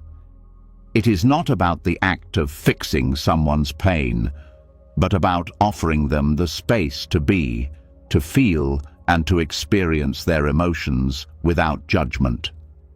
In doing this, we allow others to feel seen and heard, and in that simple act of presence, we create a space for healing. This is why compassion is so deeply transformative. It does not require us to be perfect or to have all the answers. It only requires us to open our hearts, to recognize the suffering of others as our own, and to be present with them in their pain. The more we practice this kind of compassion, the more we see that our humanity is bound together. When one person suffers, we all suffer, and when one person heals, we all heal. This truth is not just a philosophical idea, but a lived experience. The more we engage in compassionate action, the more we experience the unity of all beings. As we begin to practice compassion, we start to shift our perspective on our own suffering as well. No longer do we see it as something that separates us from others, but as something that connects us to them. Our pain becomes a doorway to understanding, a way to bridge the gap between ourselves and others. When we allow ourselves to feel compassion for others, we also open ourselves up to receive compassion from others, from the world, and from ourselves. This exchange of compassion is not depleting, but enriching. It is a cycle of love and healing that nourishes us all. In the end, compassion is not about sacrifice, it is about recognition. It is about recognizing that we are not separate from one another, and that in helping another, we are also helping ourselves. When we dissolve the illusion of separateness, we see that compassion is the natural expression of our interconnectedness.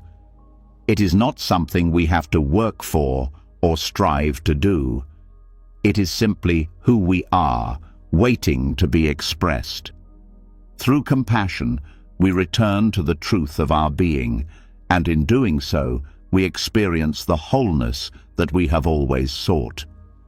Having explored the profound impact of compassion and the realization that we are all interconnected, we now turn our attention to a deeply important aspect of our inner experience: contentment.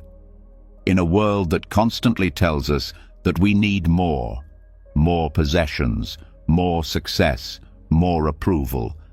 It's easy to feel like we are always falling short, always reaching for something just beyond our grasp.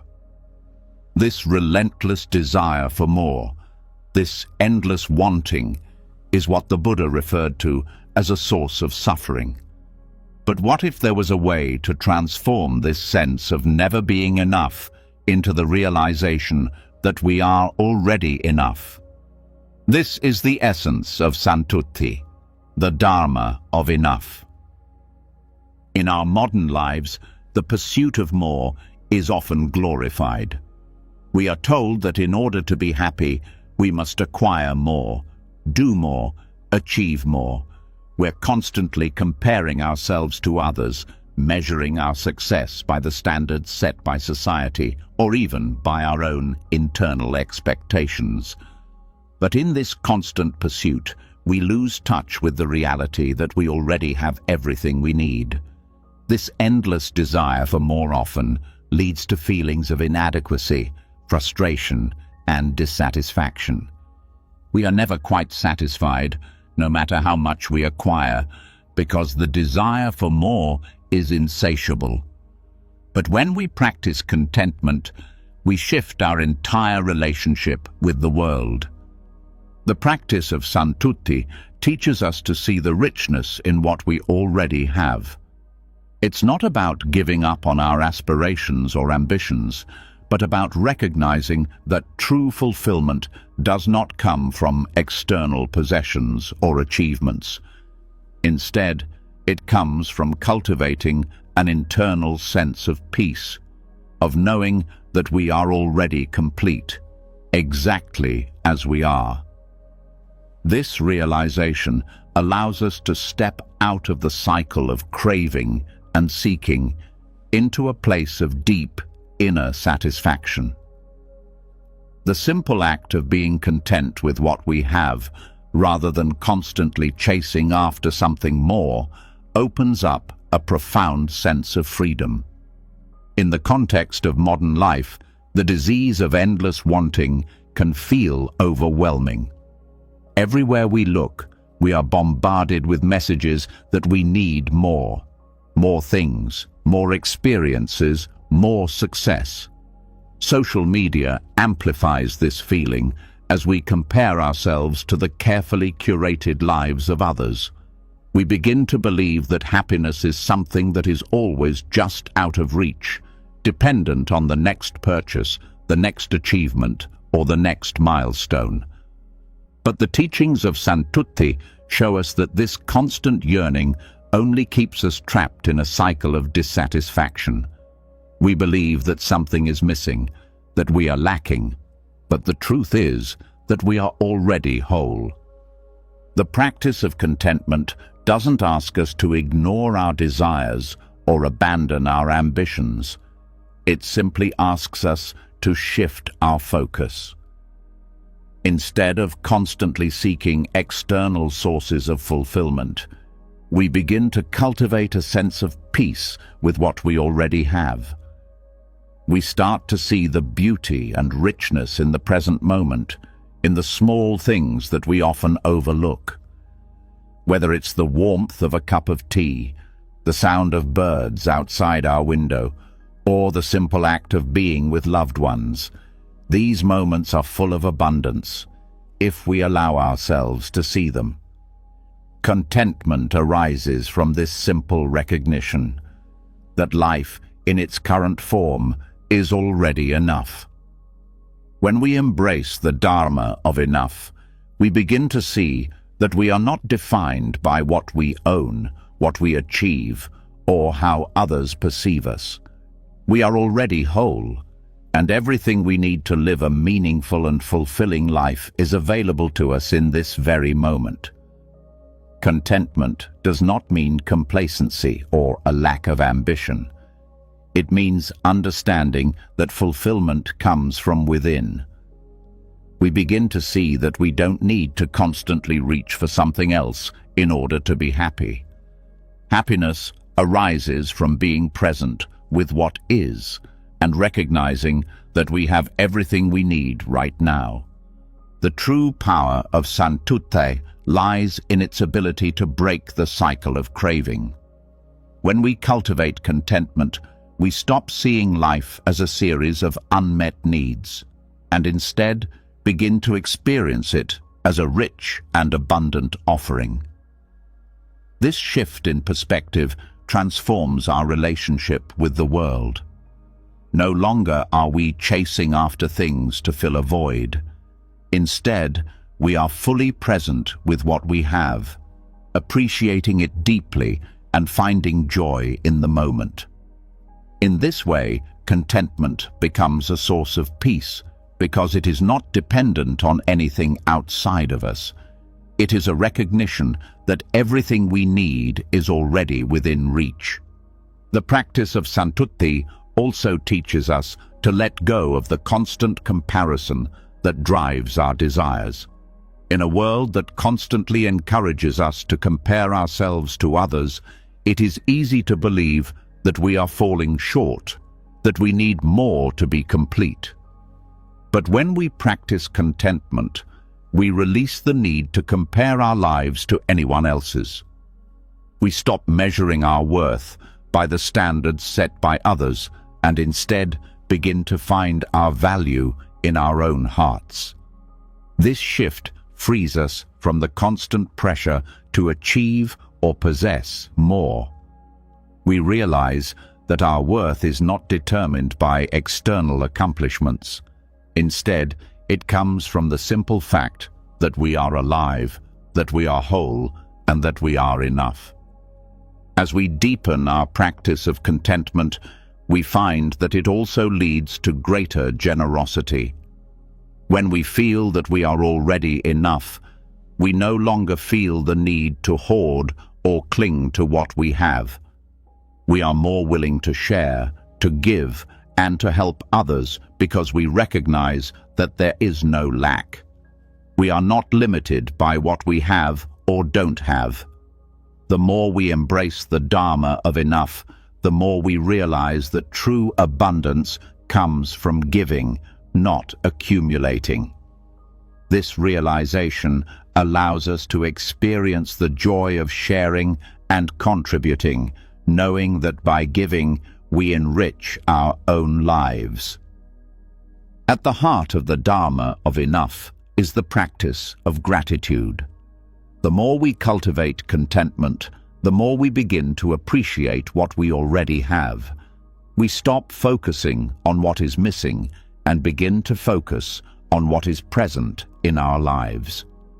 This shift in focus changes everything.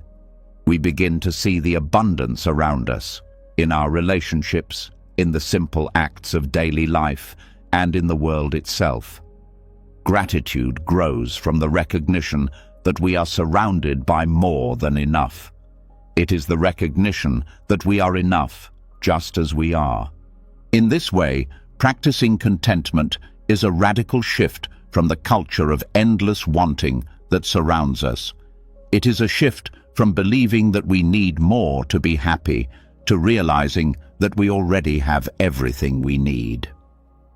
Santutthi is not about giving up our desires or goals, but about recognizing that true fulfillment is found within. It is about stepping out of the cycle of craving and into a life of peace, presence, and abundance. By embracing the Dharma of enough, we free ourselves from the endless pursuit of more, and we discover the true richness of life that is available to us in every moment. When we begin to live from a place of contentment, we experience the world differently. We stop chasing after things that will never satisfy us, and instead, we begin to see the profound beauty in what we already have. We realize that we are not lacking anything, and in this realization, we discover a deep sense of peace and satisfaction that doesn't depend on anything external. In the Dharma of enough, we come home to ourselves, to the truth that we are already whole and that nothing is missing. Having explored the transformative power of contentment and the realization that we are enough just as we are, we now arrive at an understanding that bridges the gap between our material needs and our deeper sense of inner peace. Detachment, often misunderstood as renunciation or withdrawal, holds a key insight that allows us to live fully in the world without being bound by it. The Buddhist concept of upekkha, equanimity or detachment, invites us to step into a space where having and being no longer conflict. Instead, we learn to experience material sufficiency and existential peace as interconnected, not separate. This delicate balance allows us to live with grace, contentment, and freedom.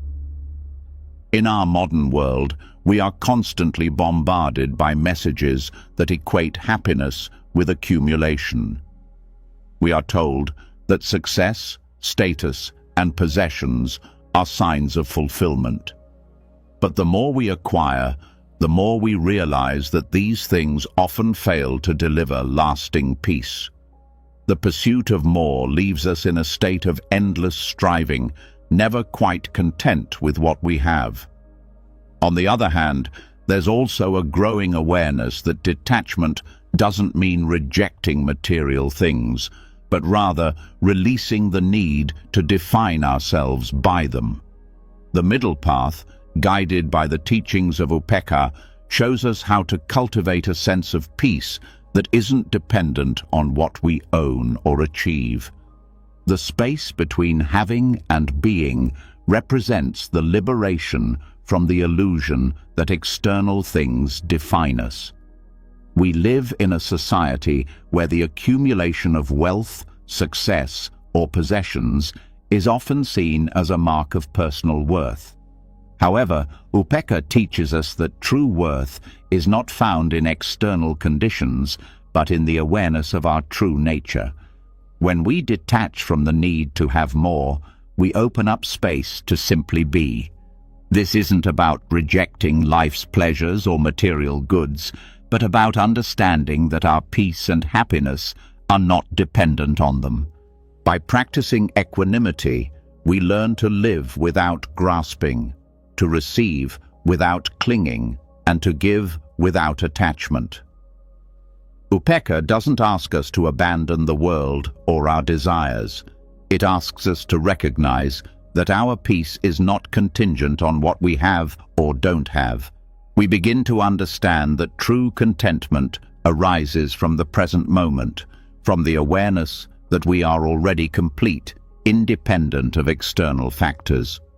This shift in perspective allows us to experience the world fully without being swept away by the waves of desire or the fear of losing what we have. The space between having and being is a place where we recognize that material sufficiency and inner peace coexist. It is not a contradiction, but rather a reconciliation of two aspects of our human experience. While material needs must be met for survival, they do not define our happiness or sense of self-worth. Upekkha allows us to live in the world without being attached to it, to engage with life without being consumed by it. It invites us to see that the true source of fulfillment is not in possessing things, but in understanding that we are already complete. This insight is not about rejecting wealth or success. It's about understanding that these things, while necessary, are not the measure of our lives. When we attach our identity to what we have, we become vulnerable to loss. We fear losing our possessions, our status, or our achievements, and in doing so, we place our happiness in something that is ultimately impermanent. However, when we cultivate detachment, we begin to experience the freedom of not being defined by external circumstances. We realize that our true self is not defined by what we have or don't have, but by who we are at the core. In Buddhist teachings, Detachment does not mean indifference or neglect. It is a gentle, mindful way of engaging with the world without being attached to the outcome. It is a practice of living fully in the world, but not being bound by it. This middle way frees us from the cycle of endless wanting. When we release our need for more, we discover that we already have enough. This recognition is profound. It brings peace because we no longer feel the need to constantly strive, compare, or accumulate. We are simply at peace with what is. The space between having and being also teaches us the importance of mindful consumption. We begin to recognize that our desires are not inherently wrong, but when we are driven by a sense of lack, they lead to suffering. The key is to consume mindfully, whether it is material goods, experiences, or even food, and to do so without attachment. We learn to enjoy what we have without the need for more. This is not about abstaining from pleasure or enjoyment, but about recognizing that true satisfaction is found in the experience itself, not in the accumulation of things. When we practice upekkha, we experience a shift in our relationship with both wealth and scarcity. We stop seeing wealth as the source of happiness and scarcity as the source of pain. Instead, we recognize that contentment comes from within. Whether we have much or little, we begin to realize that peace does not come from acquiring things, but from the awareness of the present moment. We stop thinking of life as a series of goals to be achieved or obstacles to be overcome. Instead, we see that life itself is a gift, and the experience of being alive is enough. This acceptance of what is brings us peace because we no longer need to chase after something more. This doesn't mean we become passive or indifferent to the world. Upekkha invites us to be active participants in life, but without the need for control or possession. It teaches us that we can engage fully with life without being consumed by it. We can pursue our goals, but we don't need them to define us. We can enjoy the pleasures of life, but we don't need them to give us a sense of worth. By finding the space between having and being, we open ourselves to a life of freedom and peace, free from the pressure of needing more. When we begin to live from this space of detachment, we start to notice a profound change in our daily experience. We are no longer driven by the need for approval, validation, or accumulation. We simply live. We begin to find joy in the simple act of being, in the moments when we are not striving, comparing, or chasing. This is the freedom that comes from practicing detachment. We engage with the world, but we are no longer controlled by it. By embracing upekkha, we dissolve the false belief that our worth is tied to what we have. We begin to see that we are enough just as we are. The space between having and being becomes a space of peace, where material sufficiency and existential peace meet. We no longer need to prove anything, own anything, or achieve anything to feel complete. We are already whole, and that is enough. This realization frees us from the endless chase for more, allowing us to rest in the quiet knowing that we already have everything we need. Living in this space is the ultimate freedom, not the freedom from having things, but the freedom from being defined by them. Upekkha shows us that we can live in the world without being bound by it, and in this freedom we experience the deepest peace. When we stop clinging to the idea that having more will make us happy, we start to realize that being content with what we have is the key to true happiness. This is the path that leads us to lasting peace and fulfillment, a peace that is not dependent on external circumstances, but on the realization that we are already enough. Having explored the freedom and peace that arise from detachment and contentment, we now confront one of the most powerful and unavoidable aspects of life: suffering. It is often seen as something to avoid at all costs, something that signifies that something is wrong or missing. However, in the teachings of Buddhism, suffering, or dukkha, is not just a painful reality to endure. It holds within it a profound wisdom that can lead us to a deeper understanding of life, of ourselves, and of the world around us. The more we learn to face suffering directly, without resistance, the more we realize that it is not something to fear or escape from, but a luminous doorway pointing us toward a deeper truth, that the feeling of lack or incompleteness we experience is an illusion, and that what we have been seeking has always been within us. Suffering is something we all experience in different forms and intensities. It may come in the form of loss, disappointment, or hardship, and it often leaves us feeling as if something essential is missing from our lives. We search desperately for solutions, for fixes, for ways to escape the pain, believing that once the pain is gone, we will find peace. But in reality, it is dukkha itself, suffering, that offers us a pathway to that peace.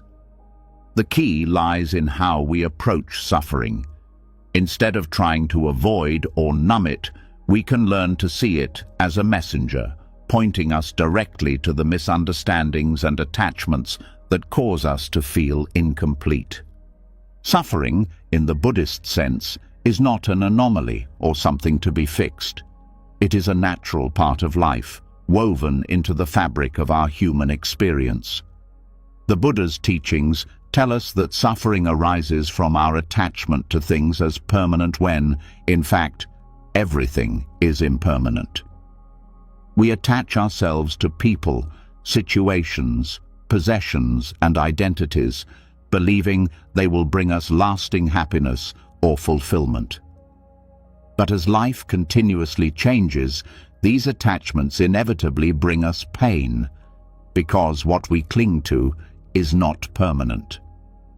When we experience loss, disappointment, or fear, we feel as though something essential has been taken from us.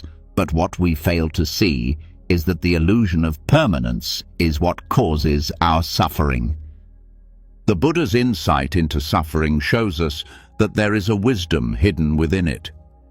If we approach suffering with mindfulness and awareness, we begin to see that it is pointing us towards the very attachments and beliefs that create our sense of lack. We are not lacking anything. It is simply our misunderstanding of impermanence that causes us to feel incomplete. We suffer because we believe that something is missing, that we need to change something about our circumstances, our relationships, or even ourselves in order to be happy. But suffering, when understood, can reveal to us that we are already whole, and it is only through our attachments and desires that we feel incomplete. One of the deepest teachings about suffering is that it teaches us to let go of our attachments to outcomes. Life is unpredictable and uncontrollable, and no matter how hard we try to control our circumstances or the people around us, we cannot make life conform to our desires. Suffering is a natural consequence of our attempt to control the uncontrollable. When we learn to let go of this need for control, we begin to experience life as it is, without the pressure of trying to shape it into something that fits our expectations. The wisdom of suffering lies in recognizing that our suffering is often a product of wanting things to be different than they are, of desiring a version of reality that doesn't match what is happening in the present moment. When we look deeply into the root of our suffering, we begin to uncover the truth of impermanence.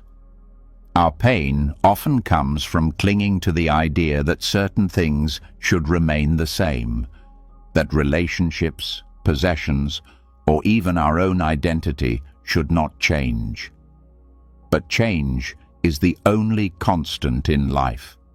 When we stop resisting change and start embracing the natural flow of life, we realize that suffering is no longer something we need to fear or avoid. It becomes a tool for awakening, a reminder that we are connected to the ever-changing nature of existence. In the face of suffering, the practice of mindfulness becomes essential. We often react to pain with aversion, trying to push it away or numb ourselves from it. But mindfulness teaches us to approach suffering with an open heart, to observe it without judgment, and to learn from it. Instead of running away from discomfort, we can sit with it, feel it, and allow it to teach us. The more we can approach suffering with awareness, the more we begin to see that it is not an obstacle to peace, but a pathway to it. By facing suffering directly, without resistance, we allow ourselves to transform it into an opportunity for growth and insight. The wisdom of suffering also teaches us about the nature of craving and attachment. Our desires, when unchecked, often lead to suffering. We crave experiences, people, possessions, or status, believing that once we attain them, we will be happy. But once we get what we want, we quickly find that the satisfaction is fleeting and the cycle begins again. Suffering reveals to us that craving is the root of our dissatisfaction, because it always leads to the next craving, the next desire. True peace comes when we let go of the need to constantly seek and instead rest in the present moment, accepting things as they are. When we understand that suffering is rooted in craving and attachment, we can begin to dissolve the illusion of lack that drives these desires. We begin to see that what we are seeking externally is already within us. We do not need more to feel whole. Our cravings arise from the belief that we are not complete, that something is missing. But the truth is that nothing is missing. Our true nature is already complete. Suffering, when fully understood, teaches us that the search for more is a cycle that never ends. We are invited to stop searching, stop craving, and begin to rest in the present moment where peace and fulfillment are already available. Finally, suffering shows us the interconnectedness of all beings. When we suffer, we often feel isolated, as though our pain is unique or separate from the world around us. But the more we look into our suffering, the more we realize that it is part of the shared human experience. Our pain is not separate from others, it connects us to them. In this way, suffering can be a doorway to greater compassion, not only for others, but for ourselves as well. We begin to see that our own suffering is a mirror of the suffering of others, and that by embracing our own pain, we open our hearts to the pain of the world. This realization deepens our connection to all beings and opens the path to true compassion. Through suffering, we are invited to awaken to the deeper truth that wholeness is always present. We are not incomplete, nor is there anything missing in our lives. Our suffering is an invitation to recognize the illusion of separation, the desire for control, and the attachment to things that do not provide lasting peace. By understanding the wisdom hidden in suffering, we can begin to let go of these attachments and see the world through the eyes of compassion, acceptance, and peace. Having explored the wisdom hidden in suffering and the realization that our true nature is already whole, we now turn our attention to something incredibly simple, yet profoundly transformative: the breath. Often taken for granted, the act of breathing is not just a basic function of life, it is a gateway to understanding the vastness and completeness of the present moment. In the midst of the noise and distractions of life, the breath offers us a powerful tool for grounding ourselves in the here and now. Through mindful breathing, we can reconnect with the boundless presence that lies beneath the surface of our everyday experience. The breath, in its simplicity, carries within it the essence of the universe's completeness. It is a microcosm of the infinite, revealing that everything we seek is already within us, waiting to be discovered. Mindful breathing is often seen as a practice for calming the mind, but its potential extends far beyond just relaxation.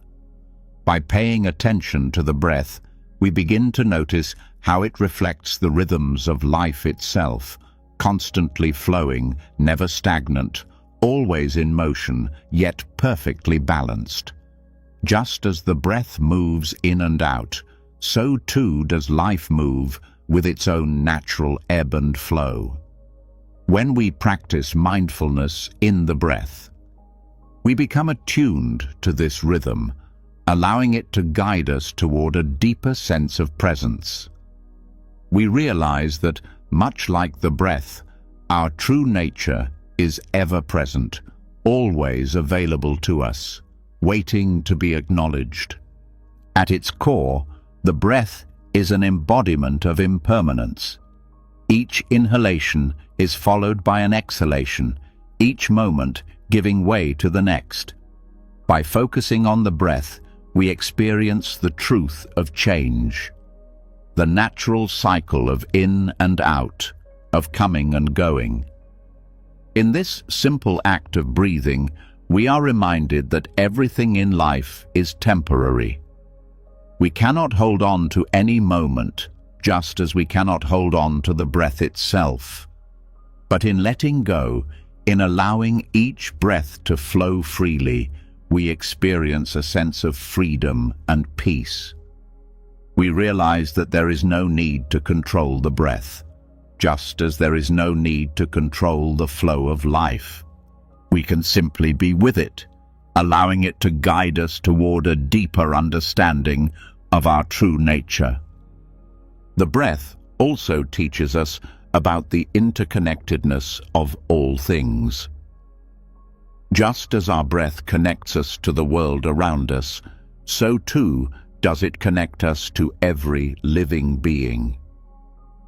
Every breath we take is shared by the air, by nature, by all other beings who are also breathing in this moment. In this way, the breath becomes a symbol of the unity that underlies the diversity of life. It is a reminder that though we may appear separate, we are all part of the same vast, interconnected web of existence. By focusing on the breath, we are invited to recognize this unity and to feel a deep sense of belonging, not only to ourselves, but to the world and to all beings. Through mindful breathing, we begin to experience the present moment in its fullness. We stop worrying about the future or regretting the past, and instead, we come back to the simplicity of being. The breath is always with us, always in the present, offering us a direct experience of the now. When we breathe mindfully, we are not trying to escape from our thoughts or feelings. We are simply bringing our attention to the present moment, to the here and now, where peace and completeness reside. In this state of awareness, we realize that everything we need is already within us, and that we are enough as we are. This connection to the present moment through the breath also brings us closer to stillness. The more we focus on our breath, the more we begin to experience the quiet space that exists between each inhale and exhale. This space is a reminder that beneath the constant flow of thoughts and emotions, there is a deeper level of stillness, a quiet presence that is always available to us. The breath, in its simple rhythm, becomes a bridge to this stillness, guiding us toward a sense of peace that is not dependent on external circumstances. By returning to the breath, we can access this inner stillness at any time, and in doing so, we reconnect with the completeness that we have always sought. The infinite nature of the breath lies in its capacity to connect us to something greater than ourselves. Each breath is both an individual act and a part of the collective, a link in the endless chain of life. The breath reminds us that life itself is infinite, that we are part of something much larger than our personal concerns, much greater than our individual stories. Just as we are born and eventually die, the breath flows continuously, symbolizing the continuity of life. In this way, each breath becomes a doorway to the infinite, a microcosm of the vast, ever-changing universe. When we breathe mindfully, we are reminded that we are not separate from this flow, but part of it. The breath is a reminder that we are part of the whole. In focusing on the breath, we also begin to cultivate a deeper sense of acceptance. The breath doesn't judge, it simply is. It doesn't strive to be anything other than what it is in that moment. Similarly, when we bring mindfulness to our breath, we begin to accept ourselves as we are, without judgment or expectation. We let go of the need to be different, to change, or to improve. The breath teaches us that we don't need to be anything other than what we already are. In this acceptance, we find the peace that comes from letting go of striving and simply being present. As we practice mindful breathing, we also begin to recognize the profound wisdom that is available in each moment. The breath, in its simplicity, carries within it the essence of life itself, impermanent, interconnected, and full of potential. It shows us that everything is in constant motion, that nothing is fixed or permanent. The breath, as it flows in and out, reminds us that change is not something to fear, but something that is essential to our growth. Just as the breath moves in cycles, so too does life, and in embracing this cyclical nature, we find a deeper understanding of our place in the world. The breath teaches us that life is not something to be controlled, but something to be experienced with openness and acceptance. Through mindful breathing, we are invited to experience the infinite nature of the present. The breath becomes a powerful tool for grounding us in the now, helping us to release the burdens of the past and the anxieties about the future. When we are fully present with our breath, we realize that there is nothing more we need to do or achieve. Everything is available to us in this moment. The breath, in its simplicity, brings us back to the essence of our being, to the completeness that has always been there, waiting to be recognized. In the end, the breath is not just a physical act. It is a profound teacher, guiding us toward a deeper connection with ourselves and the world around us. It reminds us that we are part of the infinite flow of life, and that true peace comes not from seeking outside of ourselves, but from returning to the present moment, to the simple act of being. In each breath, we discover the universe in its entirety, And in that discovery, we find the boundless presence that is our true home.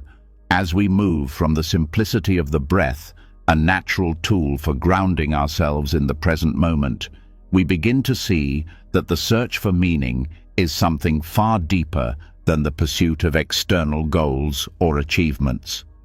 Much like the flow of breath, meaning itself is not something that we need to chase after.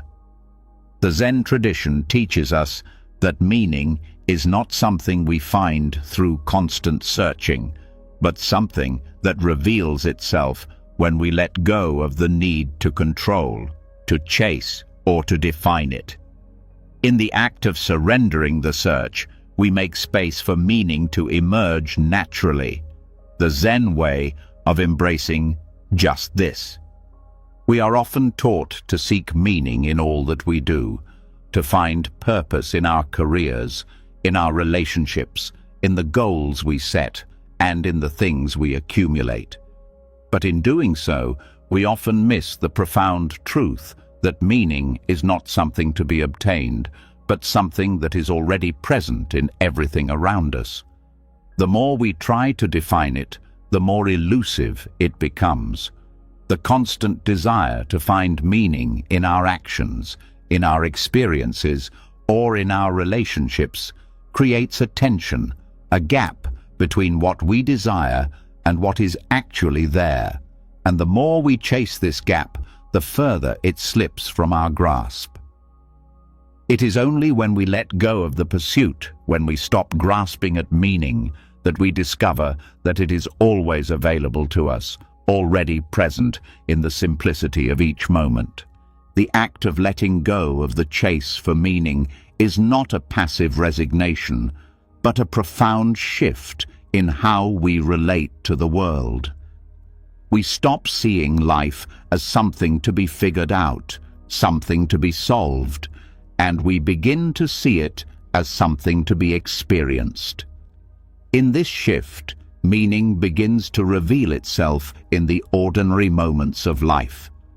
The search for meaning often leads us to overlook the richness of the present moment.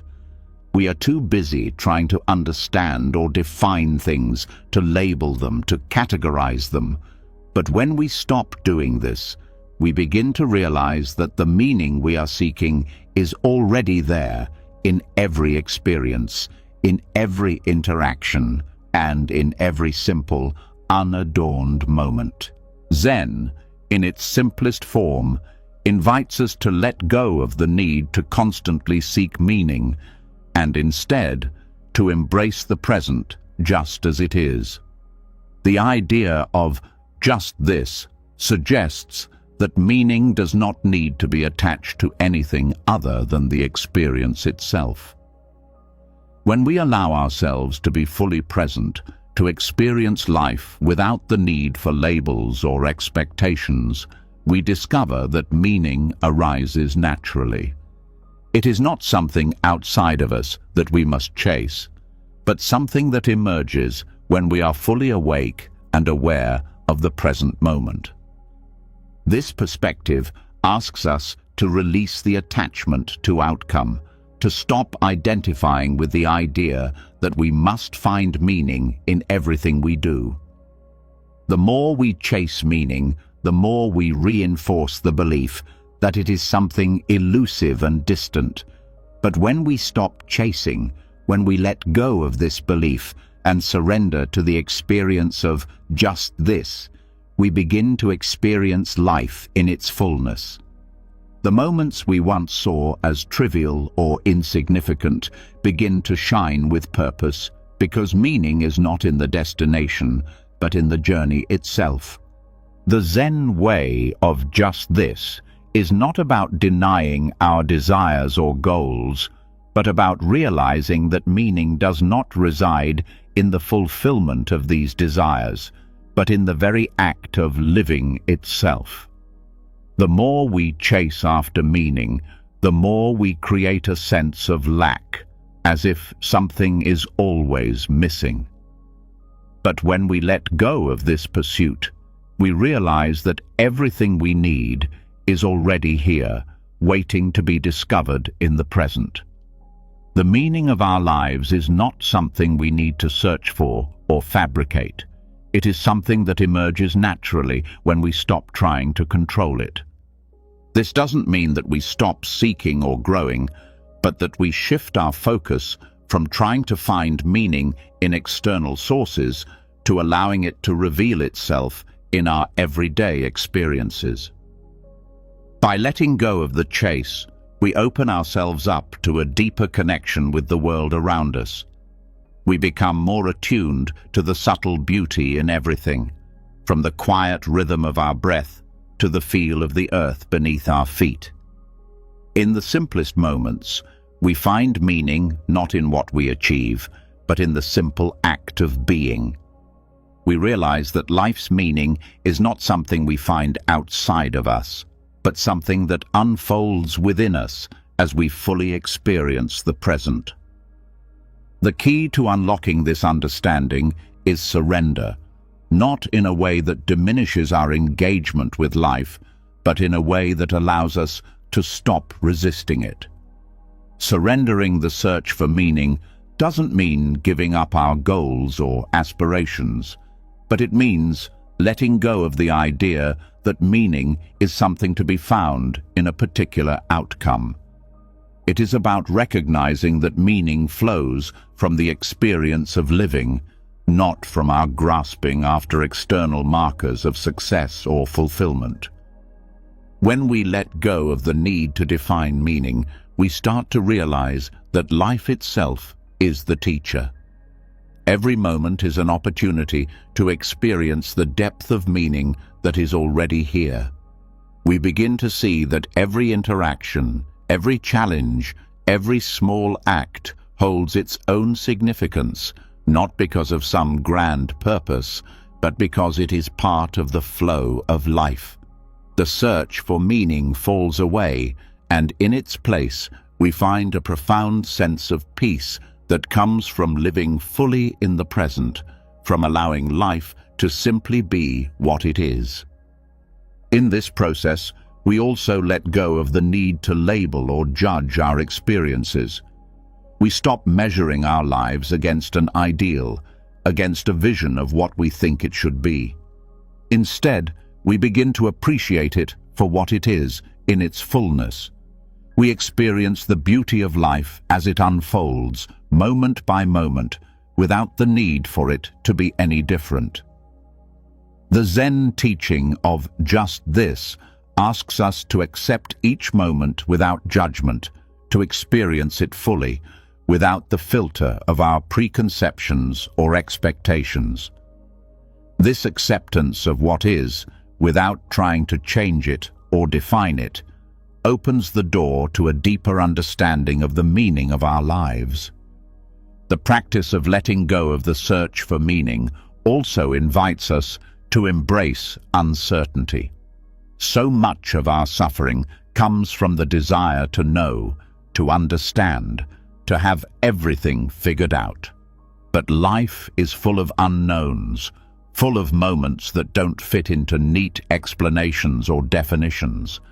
When we stop trying to make sense of everything, we open ourselves to the possibility of simply being with the uncertainty, with the not knowing. It is in this space of not knowing, of not needing to have everything figured out, that we experience the most profound sense of meaning. In the surrender of the chase, we find freedom. This approach to life does not lead to passivity. It does not mean that we stop caring or stop working toward our goals. It means that we stop attaching our happiness to a future outcome, to an idealized version of what we think life should be. Instead, we engage with life fully, without the pressure to find meaning in every action, and instead, we allow meaning to emerge in the simplest, most unexpected places. We start to see that life itself, as it is full of meaning. We just need to be present enough to notice it. In the end, the Zen practice of just this teaches us to let go of the constant search for meaning and to embrace life as it is. The pursuit of meaning can often feel like a never-ending chase, but in the surrender of that chase, we find that life's meaning is revealed to us in the most ordinary moments, in the simple act of being present. When we stop searching for meaning, we realize that it was always here, woven into the very fabric of our existence. Meaning is not something to be found, but something to be experienced, and in this experience we find peace. As we've come to understand, the search for meaning is often a chase that only leads us further away from the truth. The more we strive for something outside ourselves, the more elusive the peace we seek becomes. But what if the journey itself, the very act of walking, holds within it everything we need to discover? The inner pilgrimage invites us to explore the truth that we don't need to go anywhere to find what we are searching for. The destination has always been here, in the present moment, within ourselves. In Buddhism, pilgrimage is traditionally seen as a journey to sacred places, a physical act of traveling in search of enlightenment or spiritual understanding. But the deeper truth is that the most profound pilgrimage is the one we take within, where each step is an affirmation of the understanding that we are not seeking something outside of us, but rather awakening to the fullness of who we already are. The idea of an inner pilgrimage helps us realize that we are constantly on a journey, not through external landscapes, but through the terrain of our minds and hearts. Every step we take on this path is a step toward the recognition that the destination, the peace, fulfillment, and understanding we seek, is already within reach. The idea that we are already whole and complete, that we do not need to search elsewhere for our fulfillment, can be both liberating and challenging. We are often conditioned to believe that life is a race, a journey towards some distant goal or achievement. We believe that happiness or peace is something to be earned, something we can only access once we've arrived at a particular place, condition, or state. But the concept of the inner pilgrimage calls us to stop searching for fulfillment outside of ourselves. It teaches us that the process of awakening is not about achieving a future state, but about recognizing the sacredness of every moment. The beauty of this inner pilgrimage is that it is available to us at all times. There is no need to wait for a special moment or a specific event to begin the journey. The steps we take toward peace, clarity, and understanding are already unfolding right now. Every breath we take is a step on this path. Every moment of awareness is a step forward. We don't have to go anywhere or do anything extraordinary to begin our pilgrimage. The journey begins with the realization that the destination is already here, in the present moment. The path is not some far-off place. It is here, beneath our feet, in the daily experiences of life. Each step on this inner pilgrimage, much like a traditional pilgrimage, is not just about reaching a destination. It is about awakening to the wisdom within ourselves as we move through life. The process of walking is as significant as the destination we believe we are moving toward. As we walk, we come to understand that the path itself is sacred, that each step is an opportunity to engage with the present moment, to recognize the interconnectedness of all things, and to experience the deep peace that arises from simply being present. This inner journey also invites us to release the need for certainty and control.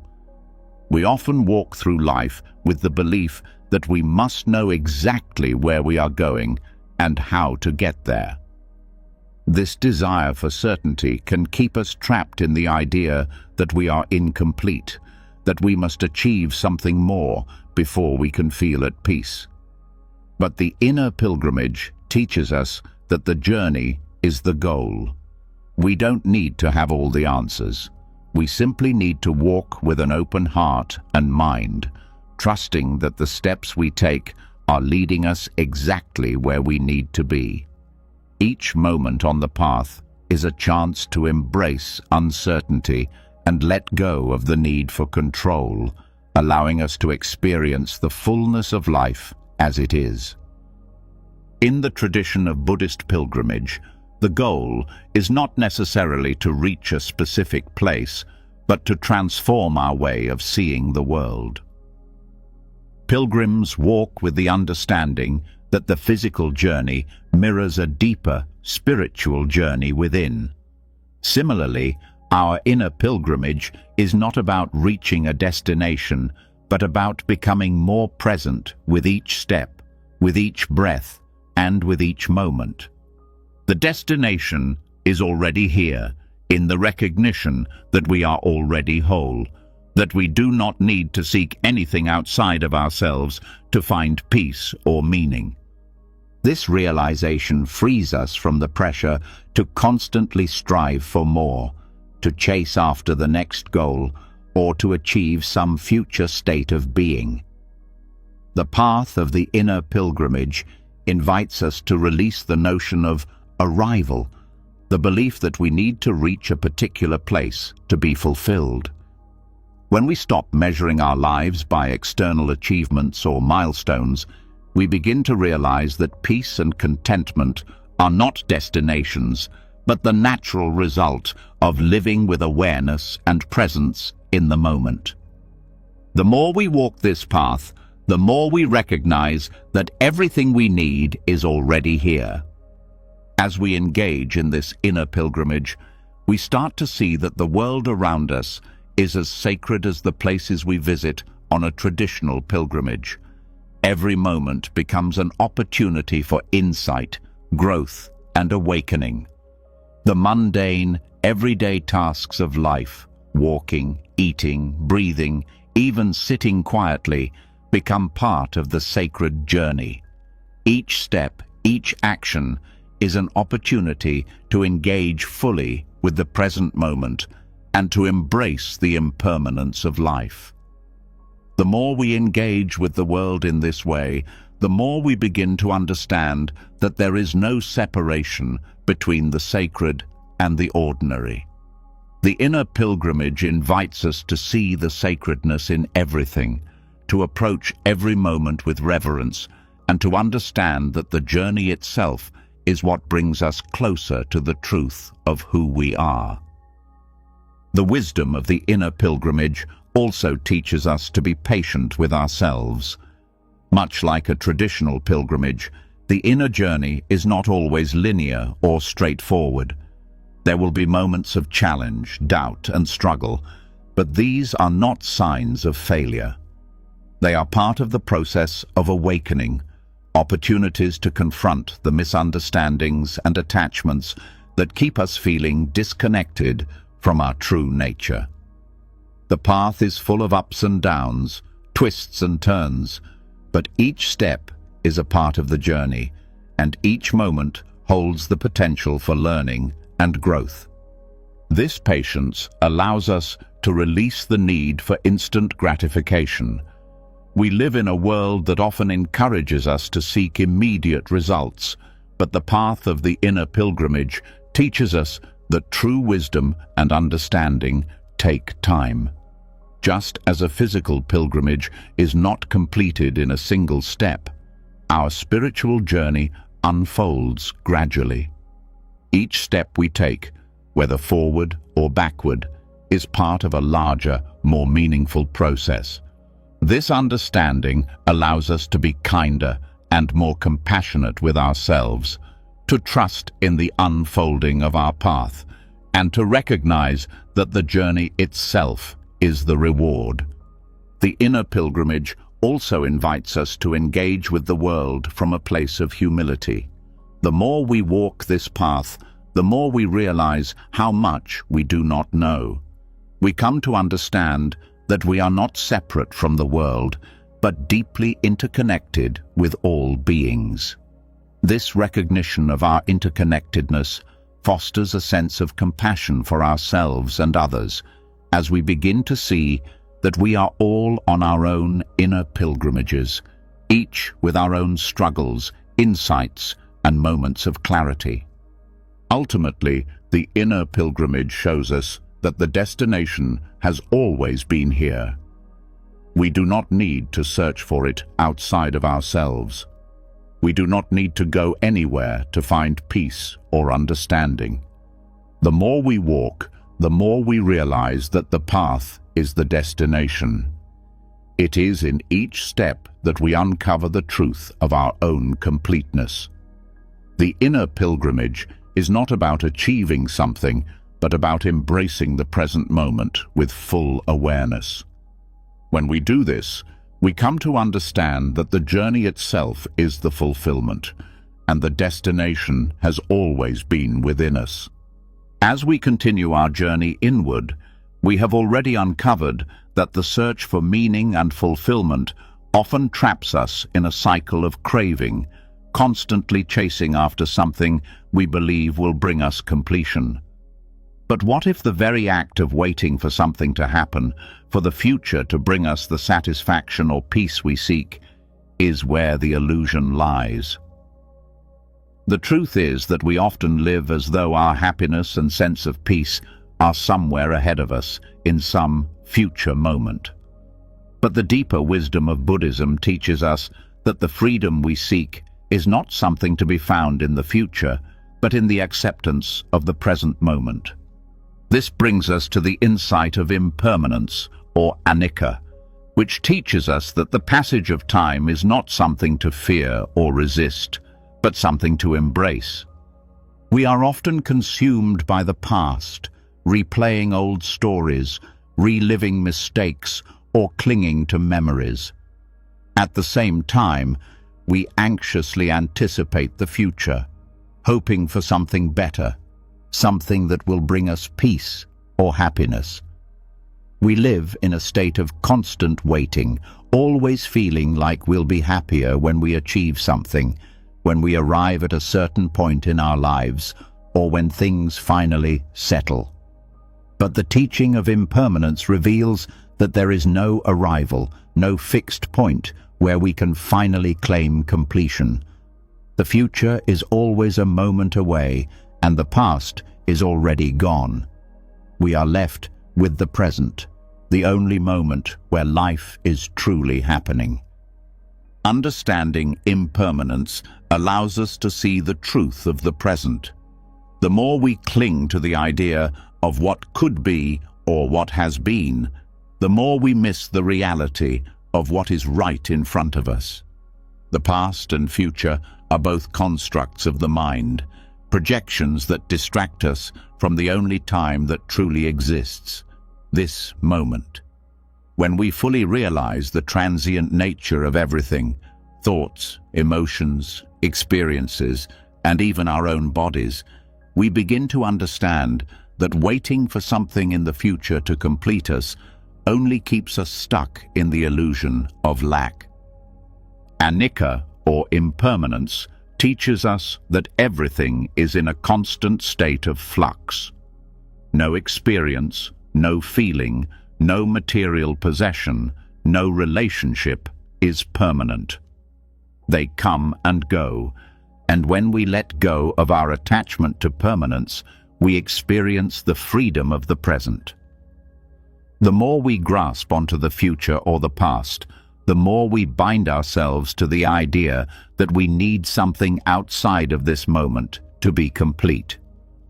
But as we practice embracing impermanence, we begin to see that the present moment holds the key to everything we seek. Time disappears when we stop projecting ourselves into the future and start living in the now. The freedom beyond past and future is not found in escaping the present, but in fully engaging with it. The more we stop waiting for the future to bring us something we think we need, the more we realize that we are already whole. There is nothing to wait for because everything we need is available to us right now. The illusion of time disappears when we stop believing that we need time to achieve something or become something. Time, in its truest sense, is just another layer of the mind. When we drop the idea of a linear timeline and step into the present moment, we experience the timelessness of existence. When we free ourselves from the belief that our peace or happiness lies in the future, we stop waiting for completion. This waiting keeps us from truly experiencing the present. We often think that once we have the job, the relationship, the recognition, or the achievement, then we will be happy. But by living this way, we are constantly postponing happiness. We wait for the future to bring us something, not realizing that the future is simply an extension of the present. The only time we can be truly alive is now. The more we accept impermanence, the more we realize that there is no need to wait. Peace, joy, and completeness are available in the present moment. And when we learn to embrace this, we free ourselves from the cycle of longing and disappointment. Living in the present, without constantly looking to the future or clinging to the past, is not about giving up on our goals or aspirations. It is about realizing that our true fulfillment does not lie in the attainment of these goals. Instead, we can pursue our goals with a sense of peace and freedom, knowing that we do not need to achieve them to feel complete. When we let go of the need for a particular outcome, we allow life to unfold as it is meant to. We stop forcing the future and instead flow with the present, accepting the natural unfolding of life with gratitude and trust. This understanding of impermanence gives us a deeper sense of freedom because we are no longer chained to the idea that we need time to fix ourselves or our lives. We stop looking for the right moment, the right circumstance, or the right achievement to make us feel whole. The moment of peace is always available. We realize that time is not a linear path, but an unfolding process that we experience as part of a larger, interconnected whole. This realization helps us see that our happiness and peace are not conditional on time or the future. They are available right now in the present moment, where time has no hold over us. To live without the attachment to past and future is to experience the world in its fullest, most alive state. We begin to see that everything is in constant motion, and in that motion we can find peace. Time may continue to move forward, but the essence of life itself is timeless. The more we understand this, the more we begin to experience the freedom that comes from letting go of the need to control time, to wait for things to happen, or to cling to the past. Anika teaches us that life is a flow, not a destination. Everything we experience, good or bad, pleasant or painful, is in constant flux, and so are we. We are not the same as we were yesterday, nor will we be the same tomorrow. This recognition allows us to live without resistance, without the pressure to control or define our experience. We embrace the changing nature of life, seeing that the flow itself is perfect just as it is. There is no need for anything to be fixed or permanent. The beauty of life is found in its impermanence, in the moment-to-moment unfolding. By letting go of the idea that the future holds our salvation or that the past has defined us, we realize that this moment is enough. There is no need to wait for something else to complete us. We are already complete. Time, with all its illusions of the past and future, fades away when we realize that we have always been in the present. We were never waiting for something to happen. The peace we seek has always been within our reach, and it is only by embracing impermanence that we can experience it fully. When we release the burden of time and its grasp on our lives, we discover that life, in its simplest form, is already perfect. We no longer need to wait for the right time, the right achievement, or the right circumstance. The present moment is the ultimate source of peace, and in this moment, we find that time no longer controls us. It simply flows, and in that flow, we live fully, completely, and without the need for completion. As we've seen, the concept of time and our attachment to it often keeps us in a cycle of striving, always believing that peace, fulfillment, or happiness lies somewhere ahead of us.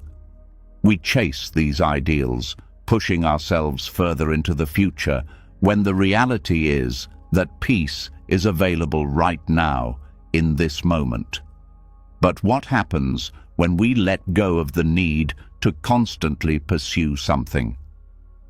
What if the very act of doing less could lead us to experience the profound realization that nothing is missing, that we are already whole and complete? This brings us to a powerful concept in Buddhist practice: Wu Wei, or effortless action. In a world that celebrates constant activity, achievement, and striving, Wu Wei offers a radical shift in perspective. It's not about doing less out of laziness or avoiding responsibility, but about doing less in the sense of aligning with the natural flow of life. The wisdom of Wu Wei teaches us that much of the struggle we face is unnecessary. We often exhaust ourselves by forcing, striving, and pushing against the natural course of events. But what if we could allow things to unfold without trying so hard? What if we could embrace the understanding that everything happens as it should, and that trying to force outcomes only causes more resistance and suffering? The key to Wu Wei is not about inaction, but about effortless action, moving with the natural rhythms of life instead of constantly trying to control them. When we practice this concept, we begin to see that less effort often leads to greater results. It's about finding the balance between action and surrender, where we engage with the world fully, but without the tight grip of attachment or control. By releasing the need to force or manipulate situations, we allow things to unfold naturally, and in this unfolding, we find that nothing essential has ever been lacking. This way of living asks us to rethink our relationship with effort. In a society that measures success by how much we produce or how hard we work, it can be difficult to embrace the idea that less is more. We are taught to strive constantly, to push ourselves to do more, achieve more, and be more.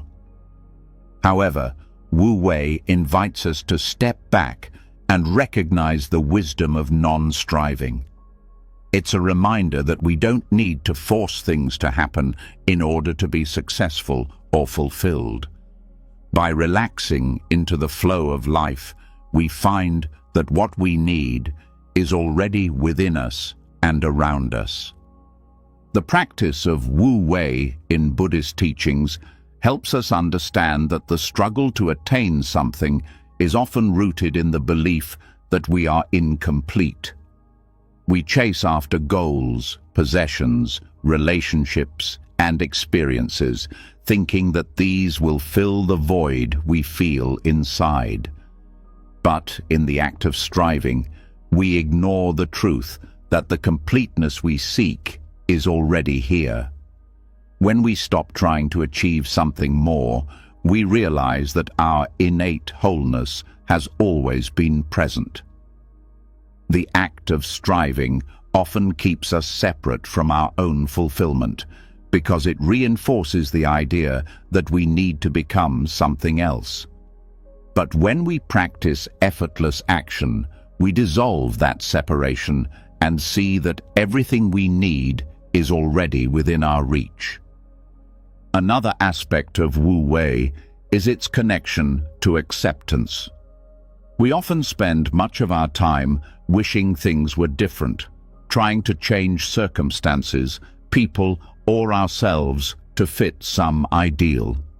This creates a constant sense of dissatisfaction, but Wu Wei teaches us to accept things as they are, to act in harmony with what is happening in the moment, instead of trying to force it to be something else. Acceptance does not mean passivity.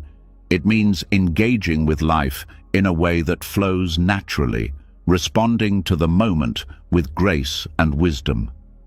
When we accept things as they are, we find that the tension and resistance that often accompany our striving begin to dissolve. The principle of effortless action invites us to act with clarity and purpose, without the cloud of anxiety or the pressure of expectation. Often, we struggle because we overthink or worry about the outcome of our actions. This kind of overthinking creates mental blocks that prevent us from acting in the most effective way. But when we approach life with simplicity and mindfulness, we make space for clarity to emerge naturally. The more we let go of the need to control every detail, the more we begin to trust the flow of life and the decisions we make. When we act with presence, without the burden of expectation, we find that our actions are more aligned with the natural order of things. In the practice of Wu Wei, we also come to understand the role of patience. In our modern world, we are often taught to expect immediate results. We are conditioned to believe that success and fulfillment are something we need to achieve quickly or through intense effort. But effortless action teaches us that good things come in their own time. Patience is not about waiting passively, but about trusting the process, knowing that life unfolds at its own pace. The practice of patience helps us to remain steady, grounded, and clear-headed, rather than rushing into actions or decisions driven by impatience or anxiety. This approach to life also brings us closer to a sense of freedom. We often think that we must force things to happen, that we must push ourselves to succeed. But Wu Wei reveals the profound freedom that comes from letting go of attachment to specific outcomes. When we stop struggling against life, we stop feeling trapped by our own desires and expectations. We begin to experience life with more ease and fluidity, recognizing that everything is constantly changing and that we do not need to cling to anything in order to feel secure. This freedom from attachment creates space for true joy, the kind that doesn't depend on any external circumstance, but arises naturally from the simple act of being present. The more we practice Wu Wei, the more we begin to recognize the difference between productive effort and unnecessary striving. Not all action requires intense effort or force. Sometimes, the most effective way to engage with life is through a quiet, intentional presence, a presence that acts in harmony with the world around it. This kind of action is not rushed, but it is full of meaning. It allows us to act with wisdom and clarity, knowing when to engage and when to let things unfold on their own. One of the most profound teachings of Wu Wei is that doing less often leads to achieving more. In our pursuit of success, we often overextend ourselves, believing that if we do more, we will be more successful. But this creates burnout, frustration, and a sense of inadequacy. Wu Wei teaches us that by doing less, we actually create more space for clarity, creativity, and effectiveness. When we stop pushing and forcing, we allow our energy to be used in a way that is more aligned with our true nature. This alignment leads to more authentic and sustainable success because it is based on balance, mindfulness, and presence. The wisdom of Wu Wei ultimately reveals that nothing essential has ever been missing. The chase for more, for achievement, for validation, often stems from the belief that we are incomplete. We believe that by acquiring more or doing more, we will find fulfillment. But effortless action shows us that fulfillment is not something to be acquired or achieved. It is something that arises when we let go of the illusion that something is lacking. When we trust in the natural flow of life and act with simplicity and presence, we discover that we are already complete. The pursuit of more only keeps us trapped in the illusion of lack. The quiet revolution of non-striving reminds us that when we do less, we uncover the truth that everything we seek is already within us. By practicing Wu Wei, we stop fighting against the current of life and begin to flow with it. We let go of the need to control every outcome and trust that life will unfold in its own time. In doing so, we experience a deeper sense of peace, clarity, and fulfillment, knowing that nothing is missing. The practice of effortless action brings us back to the truth that we are whole and complete, exactly as we are. After exploring how effortless action reveals a deeper truth about our inherent completeness, we now shift our focus to something equally profound, yet often overlooked in our daily lives: the chaos and confusion we experience. We often see these moments of struggle, failure, or grief as obstacles or signs that we are off course. But what if these very experiences hold the key to our awakening? The teachings of the Lotus Sutra offer us a different perspective, that even in the midst of life's messiness, we are already whole, and our challenges are not signs of our inadequacy, but opportunities to reveal our true nature. In this, we begin to understand that the path to enlightenment isn't found by escaping from suffering or chaos, but by embracing them as integral parts of our journey. The metaphor of the jewel in the mud perfectly encapsulates this idea. Just as a lotus flower grows from the mud, rising to the surface in all its beauty, our highest potential emerges through the very difficulties and messiness of life. Failure, grief, and confusion are not setbacks. They are the fertile ground in which our Buddha nature is planted and nurtured. The Lotus Sutra teaches us that we do not need to escape suffering, nor do we need to perfect ourselves before we can experience enlightenment. Instead, we are invited to see that even in our struggles, we are already perfect and complete, much like the lotus that blooms beautifully, even from the mud. Often, we go through life thinking that we need to get rid of all our problems, that we must somehow rise above the chaos in order to find peace or fulfillment. This belief keeps us in a perpetual state of seeking, always waiting for the right circumstances or conditions to arise before we can truly feel at peace. But the teachings of the Lotus Sutra remind us that enlightenment is not something that comes later after we have cleared away all our struggles. It is something that exists in the midst of our daily lives, right now. We don't need to escape life's difficulties to experience peace and completeness. In fact, it is through these very challenges that we come to understand our true nature, which is always perfect, even when it is hidden beneath the layers of confusion or pain. Understanding this allows us to shift our relationship with suffering.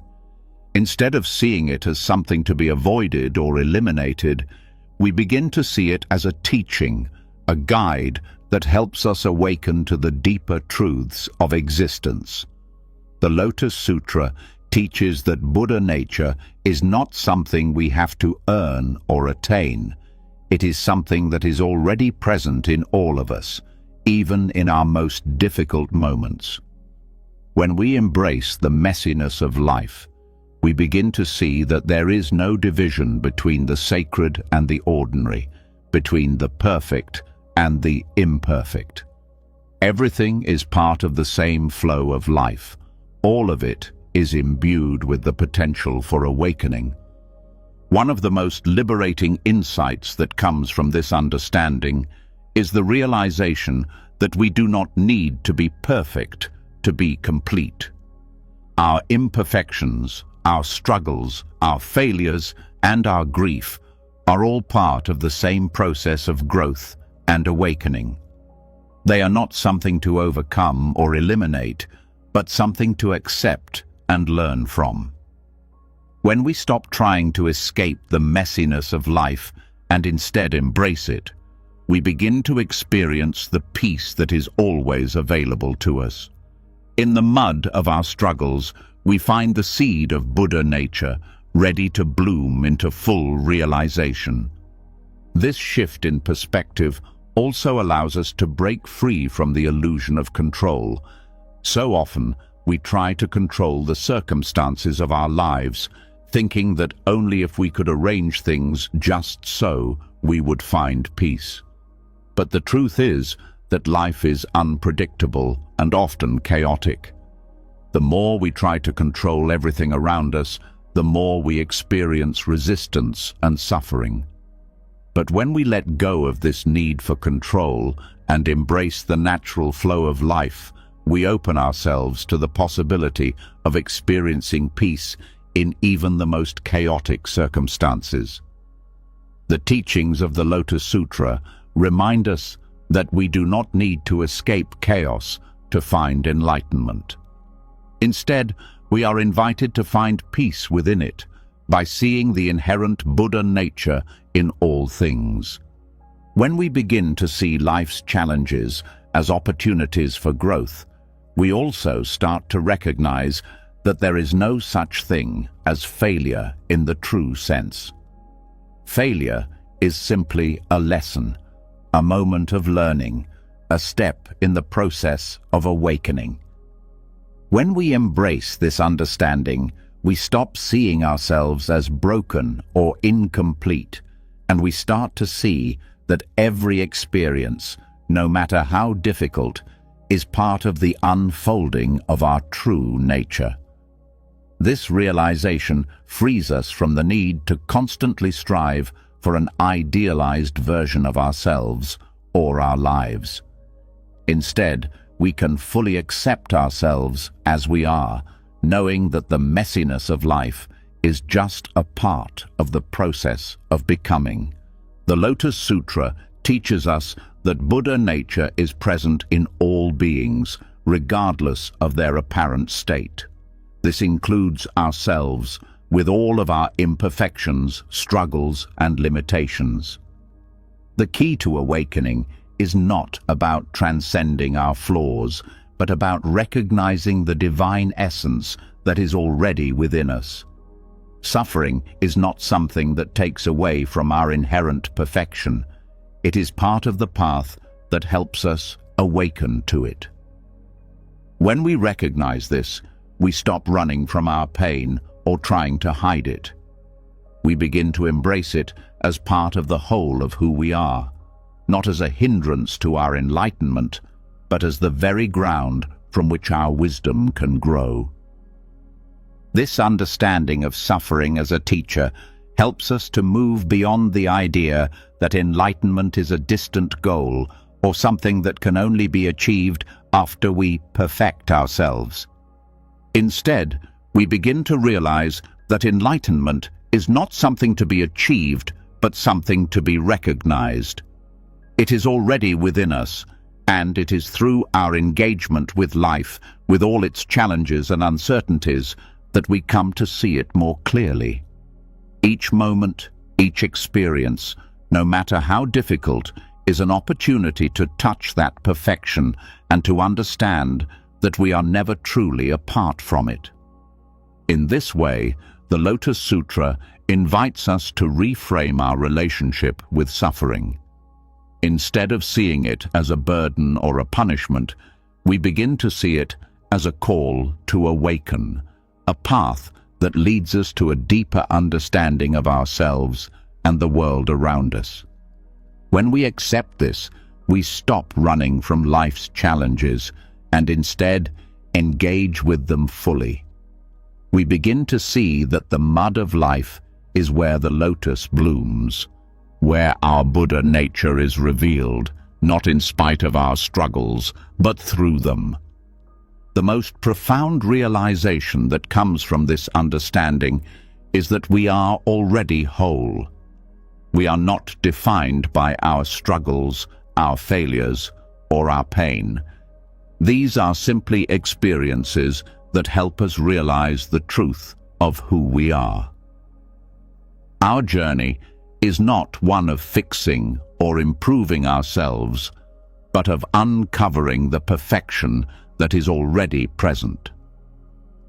When we stop seeking to escape the messiness of life and instead embrace it as part of the process, we find that the perfection we seek has always been here in the very life we are living. As we've learned to embrace the perfection in imperfection, recognizing that even our struggles are opportunities for awakening, we now turn to a fundamental aspect of our human experience: relationships. We often approach relationships with a sense of ownership, trying to control the outcome, believing that the way others behave or how they relate to us will determine our happiness. But what if true fulfillment in relationships does not come from control, but from letting go of attachment? What if the sacredness of connection lies in loving without possessing, in accepting others exactly as they are, without trying to shape them into something that fulfills our expectations? This shift in perspective reveals a deeper truth about wholeness in relationships. That connection itself, without the burden of control, is what brings true peace. Attachment to outcomes is one of the most pervasive challenges we face in relationships. We often find ourselves waiting for others to act or respond in a way that will validate our worth, or believing that if we could only influence the way someone behaves, our connection would be complete.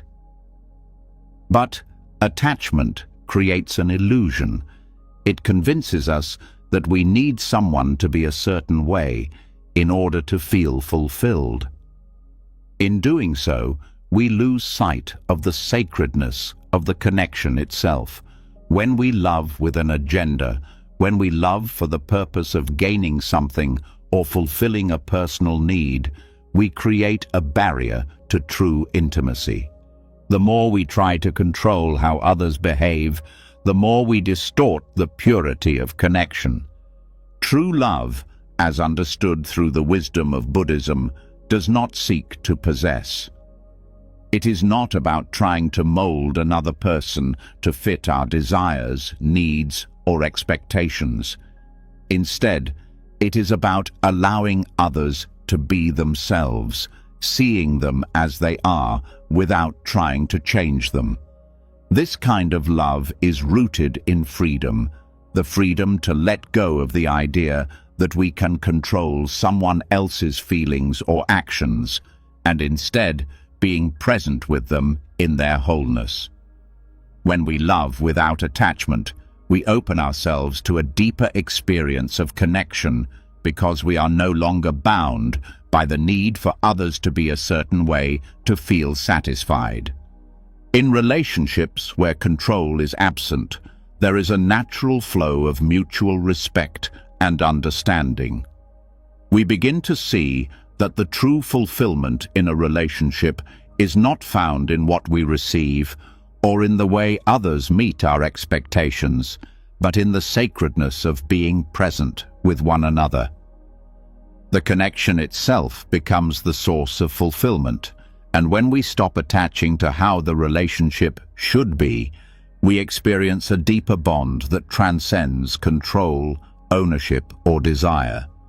This shift from attachment to freedom also allows us to approach others with a sense of compassion. When we love without attachment, we are more able to see others for who they truly are, without judgment. We recognize that their actions or choices are not a reflection of our worth, but rather part of their own journey.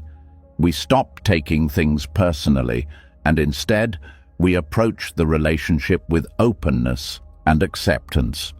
We understand that just as we are on our own path of growth, so are they.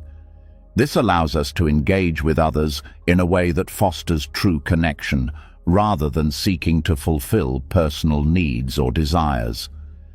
The idea of loving without ownership also extends to how we view our relationships with family, friends, and even romantic partners. We often enter into relationships with an unconscious expectation that the other person will fulfill certain roles or meet specific needs. But these expectations can create pressure and stress because they place an unrealistic burden on the relationship. We end up clinging to people, wanting them to stay in our lives in the exact way we envision, when in reality, the true beauty of a relationship lies in its fluidity, in its ability to grow and change naturally over time. Loving without ownership means accepting that people change, that relationships evolve, and that we do not have the power to dictate the course of someone else's life. Instead of holding on tightly to the idea of what a relationship should be, we let go and allow it to unfold naturally. When we practice non-attachment in relationships, we stop seeing love as something to be earned or possessed. We stop thinking of relationships as transactions, where we expect something in return for our love or affection. Instead, we begin to see love as an offering, something that flows freely and naturally without expectation. This kind of love is not based on what we get out of it, but on the pure joy of sharing connection and understanding with another person. Non-attachment frees us from the need to control or manipulate, allowing us to love in a way that is authentic and real. This freedom in love also gives us the ability to let go when necessary. In relationships, we sometimes face situations where holding on becomes more harmful than helpful. Whether it's a friendship that has run its course, a romantic relationship that no longer serves us, or family dynamics that create pain, non-attachment allows us to release what no longer fits our path. Letting go doesn't mean abandoning love or care. Rather, it's about allowing people to live their lives as they see fit, without the burden of our expectations. It's about giving them the space to grow and evolve, while recognizing that we too must allow ourselves to do the same. Love without ownership gives us the strength to part ways when necessary, trusting that the connection we shared is still valid, even if the relationship changes or ends. Through the lens of non-attachment, we also begin to see that love doesn't need to be reciprocal in the way we typically think of it. Often, we expect that love should be returned in equal measure, but this expectation can cause disappointment and bitterness. True love, however, does not require reciprocity. It is a gift given freely, without the need for anything in return. This shift allows us to love without the constant fear of being rejected or unappreciated, because we understand that love is not about what we get, but about what we offer. When we give love without expectation, we experience a deeper fulfillment because we are no longer attached to the outcome. We realize that love, in its truest form, is a reflection of who we are, not a transaction to be completed. The sacredness of connection is most deeply felt when we let go of the need to control or possess. We begin to see that love, in its purest form, is about freedom.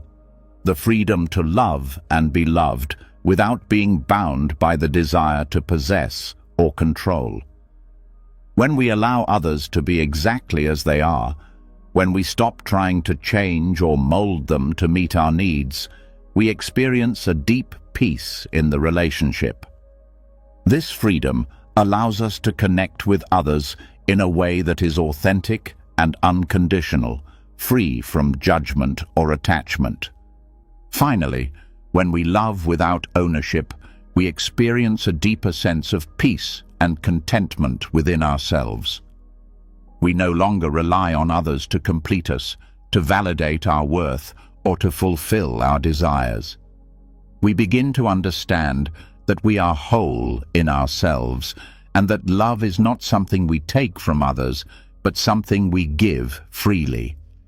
This understanding transforms our relationships, allowing us to connect more deeply, without the burden of attachment.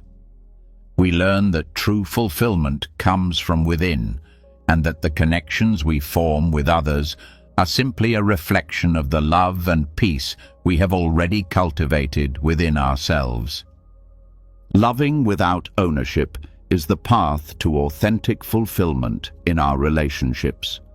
By releasing the need to control or possess, we create space for love to flourish in its truest form. In doing so, we free ourselves from the illusion of lack and discover the boundless peace that comes from loving with an open heart, without attachment to outcomes. We realize that true connection comes not from control, but from acceptance. And in that acceptance, we find the sacredness of all our relationships. As we've journeyed through Buddhist wisdom, we've uncovered profound truths about life, love, and inner peace. We've learned that nothing is truly missing, from embracing imperfection to finding fulfillment in the present moment. True peace lies within us. The ego, our attachments, and our endless striving often keep us stuck in the illusion of lack. But by practicing mindfulness, letting go of the chase for meaning, and accepting the flow of life, we can experience the wholeness that's already there. Suffering, confusion, and even the simplest moments can guide us to the deep, untapped wisdom within. This is the key to the peace and completion we seek, and it's always been right here within reach. If any of these teachings resonate with you, I'd love to hear your thoughts. What part of this journey most stood out to you? Drop a comment below and let's continue the conversation. And if you haven't already, make sure to subscribe to the channel so you can keep diving deeper into these life-changing insights. The journey of awakening doesn't stop here. Join us for more moments of peace and wisdom. See you next time.